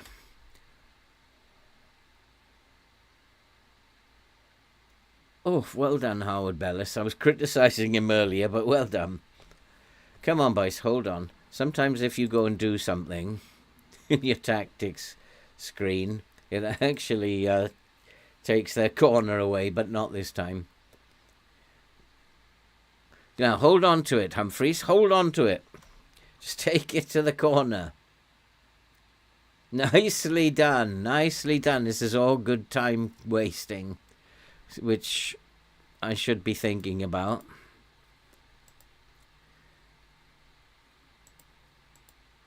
That will do. This is nerve-wracking. I could get to the 30 points that I'm looking for. We're almost goal achieved for the season. Another 10 points, that job will be done. Well done, Timon. We're finishing stronger, even though we're knackered. That's poor. He's dangerous.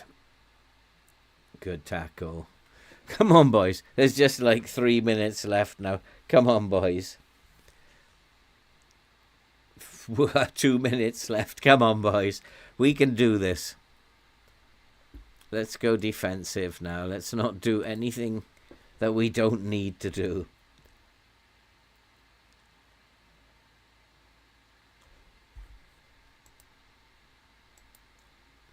Let's just defend now. The regroup, I think, is working well. The regroup has served us well in this tactic. Because we're not chasing the ball like nutters. We're just like running back and getting back into defensive shape. That's our first thought when we lose the ball. So I think that is an underused button as well. People don't like to click that button. But it is part of a tactic. It is a way of playing. So I don't know why people don't like or don't trust it. And is that it? Yes, it is. Get in. We've beaten Newcastle by 2-1. And Liam Delap has done it. And that is a phenomenal victory. And it keeps us in 6th place. And we are not far from the Champions League spots. Hey Fabio, good to see you. How are you doing? I don't believe how well this is going. We're supposed to be down here, but we are flying. And all those wins under our belt. I would say 30 points by Christmas means you're safe. Delap ends his goal drought. You were superb. I'll take a narrow win. I don't mind narrow wins at this stage. I mean, we are flying. We are doing so well. Even though there's defeats in there, we're getting wins. We've beaten Manchester United, beaten Aston Villa, beaten Newcastle. It's these teams I'm struggling against. Crystal Palace, Burnley, Brentford, those type of teams. And I can't beat them in the Newcastle save either. Big teams are easy. The small teams, I haven't got a clue. So I have to start thinking about who do I need to sign, and perhaps I need another striker. I don't know. Maybe I need another striker. Hurst and Delap. If Delap's on form, I don't need another striker. It's a winger that I need, a really good left winger. and can play as the centre mid as well. Well, who'd have thought, eh? Who would have thought we'd be doing that well? But it just goes to show, boys, that you can do it even with a rubbish team. You've just got to be vigilant and keep watching. And that's why I will always say, don't watch in key highlights. You can't influence it at all. Did not have valid grounds. So Hurst is going to be out for the next 2 games. See, Crystal Palace are not brilliant. So what is it that I'm missing? No acceleration, no pace. Dribbling's poor. Their vision is poor. They're not very brave. I'm not getting stuck in, though. Last time I did that, Hurst got sent off. So what is it that I'm missing about them? So I think I'll just go positive. Let's go to the data hub first. Control possession. So we'll have a high line and play positive. Yeah, that's fine. Maybe it's the mentality that we go into this game.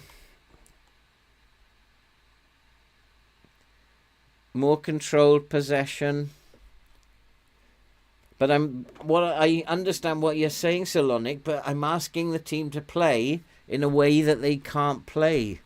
They've trained all season to do this, and now suddenly to go into a short passing control possession game. If I'm losing, I'll try it. But I'm not sure that's the answer. We have to play the way that we play. It's been successful. But it's just not successful against teams. No, we're not discussing anything with them. I'm annoyed with him at the moment. She keeps pushing this centre back, doesn't she? He's cheap. It would be a way into a ball-playing defender. He's got good passing and vision. He would be a very, very good signing. The board wouldn't be very happy because he's too old. But to be fair, I don't care about the board. Results are what count in the end. You won't get fired if you end up in the Europa League. That's for sure. If he doesn't turn up on my scouting list, he doesn't get brought in. And there's someone, Diatta. Now there's a boy.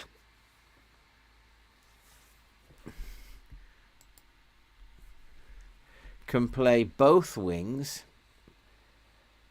Now she's getting closer to what I need.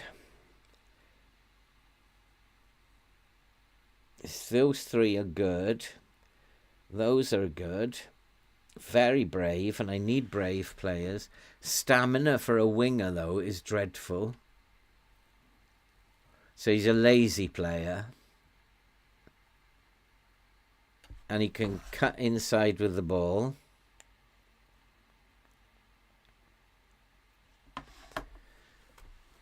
He looks like he'd be very, very good.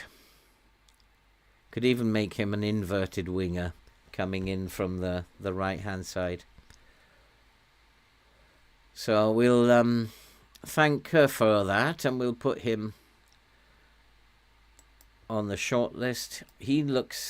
She's getting closer to what I need. Getting much closer. So a win against Crystal Palace here. I don't know what that will do. Who's he? Galdames. Do I know about him? He's not what I'm looking for, I'm afraid. No, there's better we can do than that. I've got to go through these when I'm off camera. She's got a ton of players in here. If we just have a look at this, she's got tons. But I have to go through them one by one because this doesn't show me what position they play.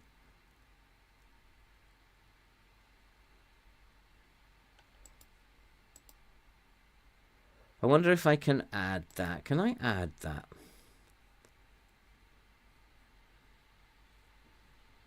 No, there's no way to add to this. It's unfortunate, but I got to go through. Oh, I do know about him, Sumare. Decent player, can tackle and he can mark. Does have a good bit of passing to him, but his mentals are perfect. Physicals are perfect. Go into your scouting menu. Go on then, teach me here. Scouting menu. I've got to be able to add something to this. I only want the position to be added. But there's no...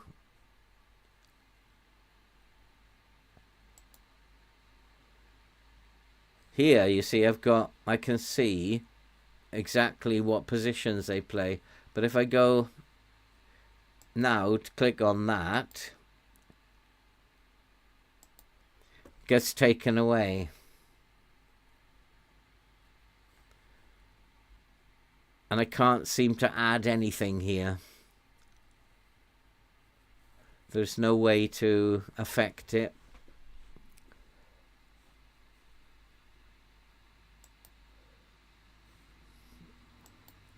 There's no way I can affect it. So off camera, I'm just going to have to go through these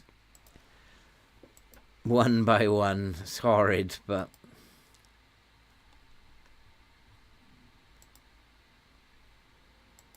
We know about him. He's a Premier League player, isn't he? Can play on both sides as well. They're starting to find the kind of player that I want. He would be very good signing, I think. But I still need players with good work rate, good vision, and good teamwork. If they haven't got those three down the bottom, probably not a good idea. Oh, I have got another badge. I've completed, obviously a good student, completed my Continental Pro license. Excellently done. Okay, so I think we need to be a little... Oh, see, he wants me to play balanced. I'm going to start positive. No, we're not doing that this time. We're not going to tackle harder. We'll just focus on... I might switch those over. No, he's not happy doing that, is he? Yeah, he's better playing as the DLP. Humphreys is quite happy, though. Playing as the centre mid. He's getting tons of game time for a 21-year-old. Yeah, and this woman will find talent. If there's anybody who can do it, she can do it. And let's go to the opposition instructions. He always changes his mind just before the game. I can't argue with that. I think that's pretty good. Let's just find the playmaker.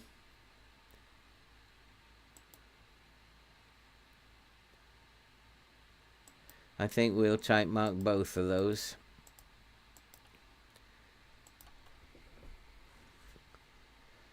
Get bodies near to them. We're going to be playing a very tight marking game this time. Palace, though, like I keep saying this, but these teams always are bogey teams for me. I really feel like they're bogey teams for me. But if they're that wasn't very much control possession. That looked like no, they weren't playing control possession. Well, they were playing direct. I can't remember now. Oh, almost took the lead. And maybe we have got to just alter the mentality against these teams. I don't know. Scouting and then scouting centre.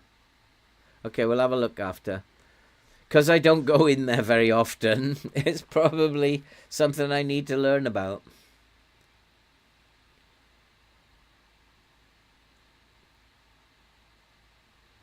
What were they playing? I can't remember what they were playing now.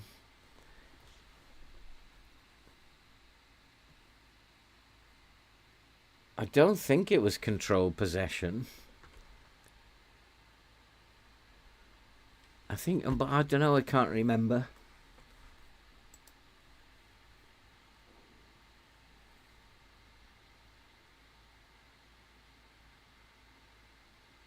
She will find me a decent left winger, and then hopefully, out of that 20 million, we'll still have money to improve somewhere else, and we've got to look to improve.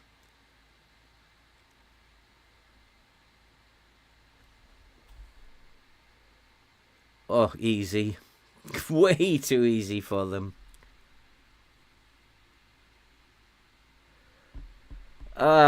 Maybe that my assistant was right. I shouldn't be positive against these teams because we get out of position. So I'm going to go back to balance, do what we do.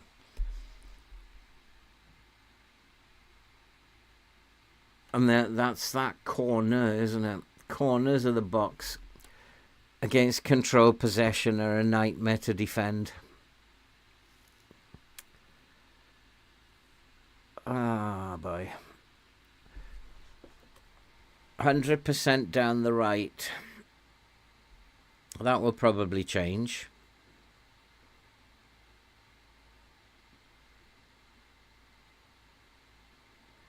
But at the moment, it's not changing. Which means I need to drop the line back a little bit.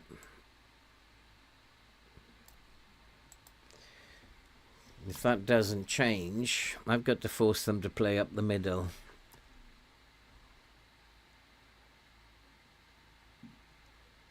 It's always these teams I can't beat. Go and beat Newcastle and then lose to Crystal Palace. Beat Manchester United and then lose to Bournemouth.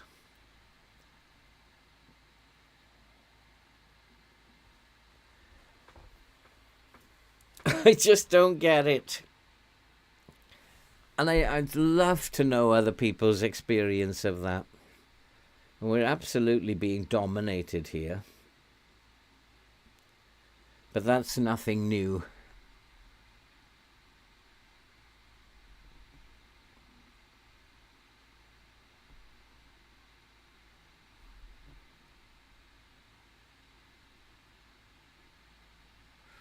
Oh, and I don't know, maybe I should try and outpass them.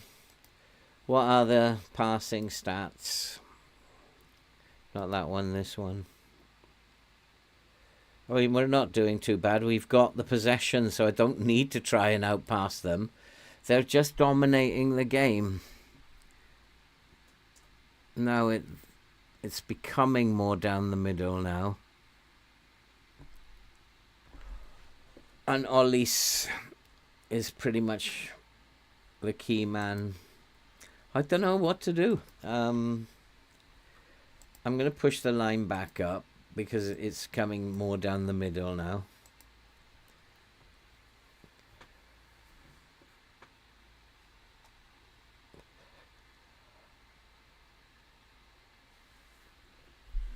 I think we're better when we're defending than when we're attacking. Look at the match momentum. We're better counter-attacking than trying to attack them.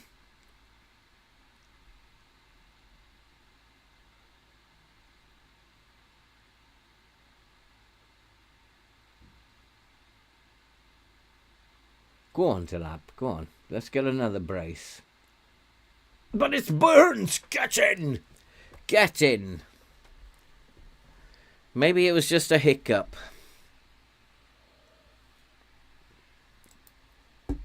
I remember that happening at the time when I played, sometimes beating big clubs.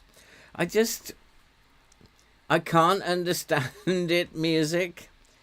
It's not just here, but at Newcastle as well.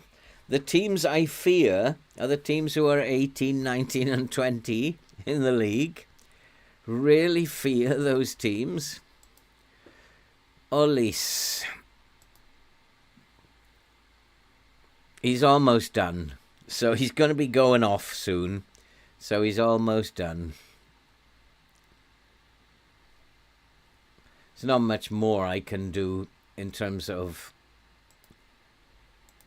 him, but he's almost spent.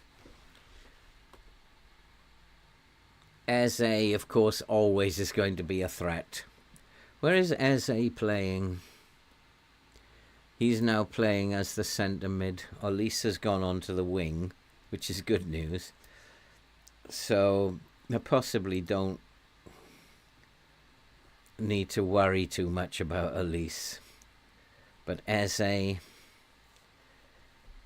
he needs to be taken out of the game. So Morton, who can't mark and can't tackle. Humphreys would be better to go in and do this, because Humphreys can mark and tackle. No, he can't. Morton, yeah, Morton can, so he's going to have to follow Eze around. He's too dangerous. Olise is almost done. If we can stop Eze.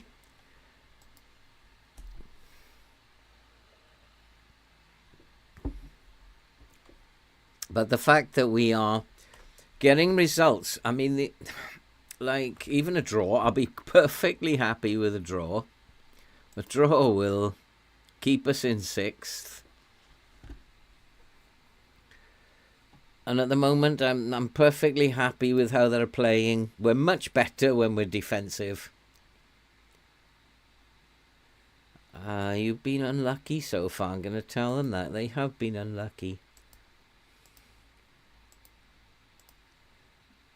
Keep going, Mr. Delap.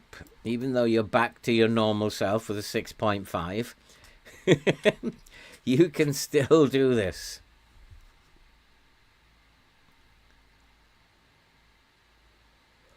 Oh, who is that?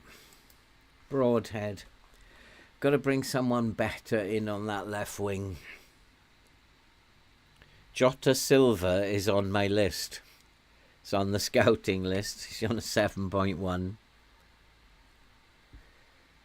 Harwood Bellis is not functioning very well again.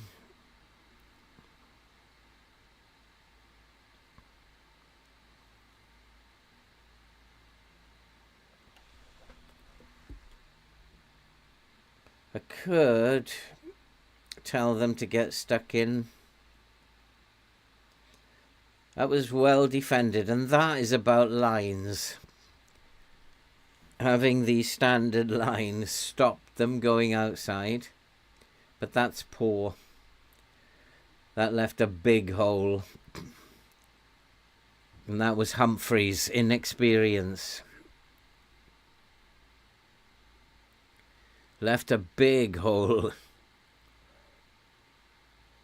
Just wondering if it's Harwood Bellis who's causing the problems here at the back. Eze is still unstoppable.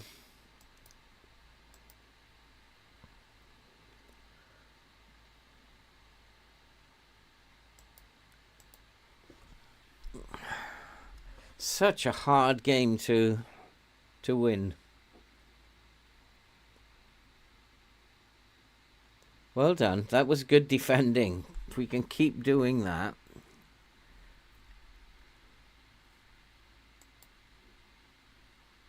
Keep doing that and then just closing down those spaces. That's good defending.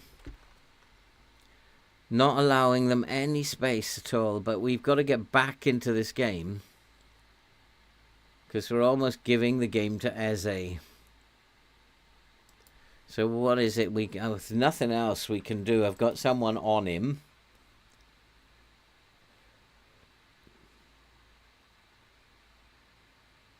There's nothing else I can do. Elise is almost spent. Eze is getting tired. I probably need to bring on fresh legs. Humphreys is tired. That explains his mistake. Hartel, can he mark? No, can't mark or tackle. Jack Taylor. Nah, not really. Wes Burns is tired. Connor Chaplin is really playing badly at the moment. Jason can come on there. And Delap. But he has to keep going, Delap. Broadhead needs to come off. Harness can come on here. And Wes Burns.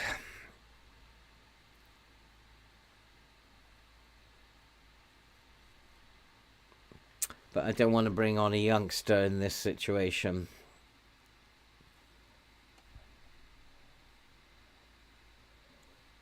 $6.6 for Leif Davis. Timon can come on. Eze and Elise are making the passes. Elise, we've kept quiet now, but Eze is the man who keeps doing it. And we've just about got him covered in every way possible.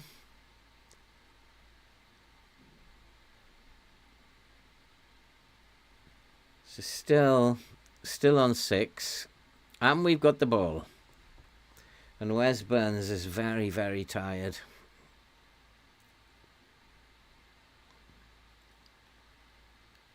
Let's go back to...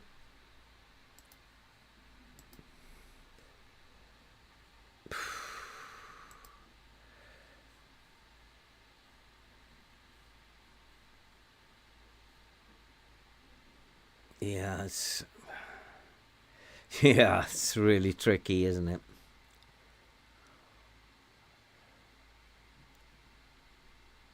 It might be time not to be type marking too many of them.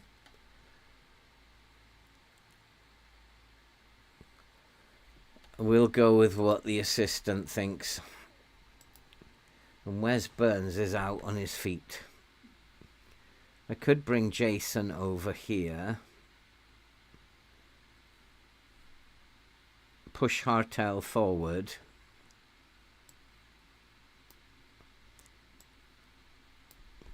And then bring Jack Taylor on for Burns. He's been wanting some playing time. Burns is out. He's just giving the ball away on that wing.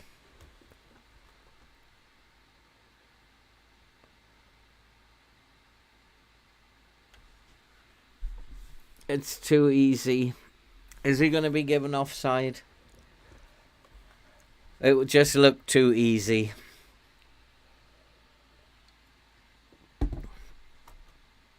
Yeah.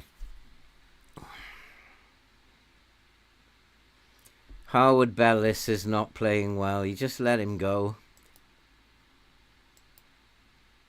No, it was McKenna. So they were actually in the wrong place. Howard Bellis should be over there on cover. So they'd got themselves in the wrong place.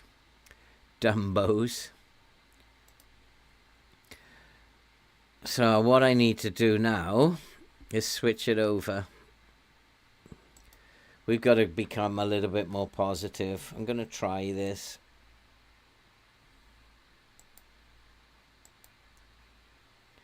Try and go forward a little bit more. Might cost me. But it's like, it's so strange, the save. We get a really good performance against Newcastle, and then we can't beat Crystal Palace. We beat Manchester United, we can't beat Bournemouth. It's like, come on. Who's making the passes to Eze? Difficult to say. It would be... I haven't seen any consistent patterns. I'd have to delve deeper.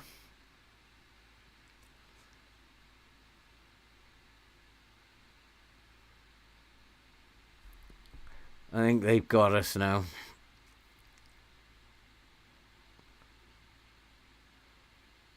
Is it that we are the away team against these teams? Because we were away at Bournemouth and we're now away at Crystal Palace. Is it because we're the away team and we're not playing very well because we're the away team?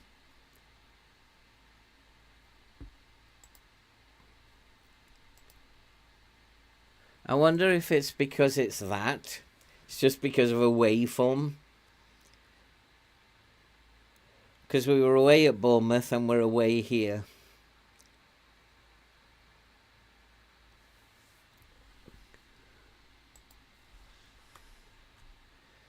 Let's get a go from a set piece. Let's cheer me up. Not gonna happen.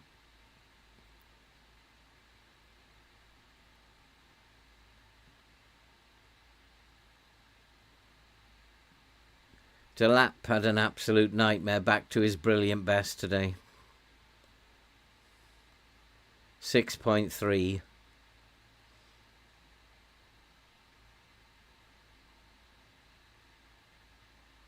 Oh, it's just been too easy for them today to walk past us. I wonder if that's the line. Of course it's the line, isn't it? Should be a lower line. If they're just walking past us, we need to step back a bit, don't we? That's my indecision again. I should have seen it with when they scored the second goal. He just like walked past the defence, lower the line. Yeah, I'm not happy with the boys. So look at Delap, back to 6.2. Scores a brace, and now he's back to his brilliant best. But I'll say something. We are 6th in the league. An unfortunate defeat. I mean, the other thing to think about, if we had won that, we would now be pressing for a Champions League spot. That is unrealistic. So the game has to have me losing games. It's just like, that would be so unrealistic. But it's just against these lower teams all the time, isn't it? And I don't understand this. Could be that we were away both of those times. Could be that. I don't know, it's hard to say. But it's now almost getting up to 3 o'clock. And I'd say we're doing well. Beaten Aston Villa, lost to Bournemouth, beat Newcastle, lost to... I mean, it's really crazy. Look at this. We beat Manchester United, lost to Brentford. Beat Aston Villa, lost to Bournemouth. Beat Newcastle, lost to Crystal Palace. It's a very, very strange. Why are we losing? And you look at them. Brentford was away. Bournemouth was away. And Crystal Palace was away. Newcastle were home. Aston Villa were home. Man United were home. It's about home and away, this. And I've got to find a way to win these away games. I'm going to have to figure out what we do, because Burnley is away as well. Okay, guys, I'm going to call it a day there. Thank you so much for coming along and taking part, especially all of you who've taken part in the chat. I really love the interaction that I get with you guys. And although that doesn't look pretty, I would say everything in the garden is rosy at this point. Who would have thought this Ipswich team would be sitting halfway through the league in 6th place with 30 points? The club vision, what we signed up to do, was to avoid relegation from the Premier League, or just attempt to avoid relegation from the Premier League. I think we're doing that. And I think we only need 10 more points and we're done. Thanks for coming along, guys. I'm going to go and have something to eat now and relax and watch some football tonight. Just put my feet up. And I got a stream tomorrow night. We carry on the Journeyman tomorrow night, and we'll be back with this one on Friday. And I shall hopefully see all of you Friday. I really am enjoying these streams. I'm enjoying the company. Thanks, Giuseppe, and everybody else. Thanks, mate. There is a big game on tonight, and I can't remember who it is. Man City and is it Juventus they're playing? Both of them need to win that game because both of them are in trouble. So I'm going to enjoy that tonight, and hopefully Man City will go out. I never said that. So enjoy, guys. Have a great rest of the day, and we'll see you in the next one. Take care. Be safe. See you soon.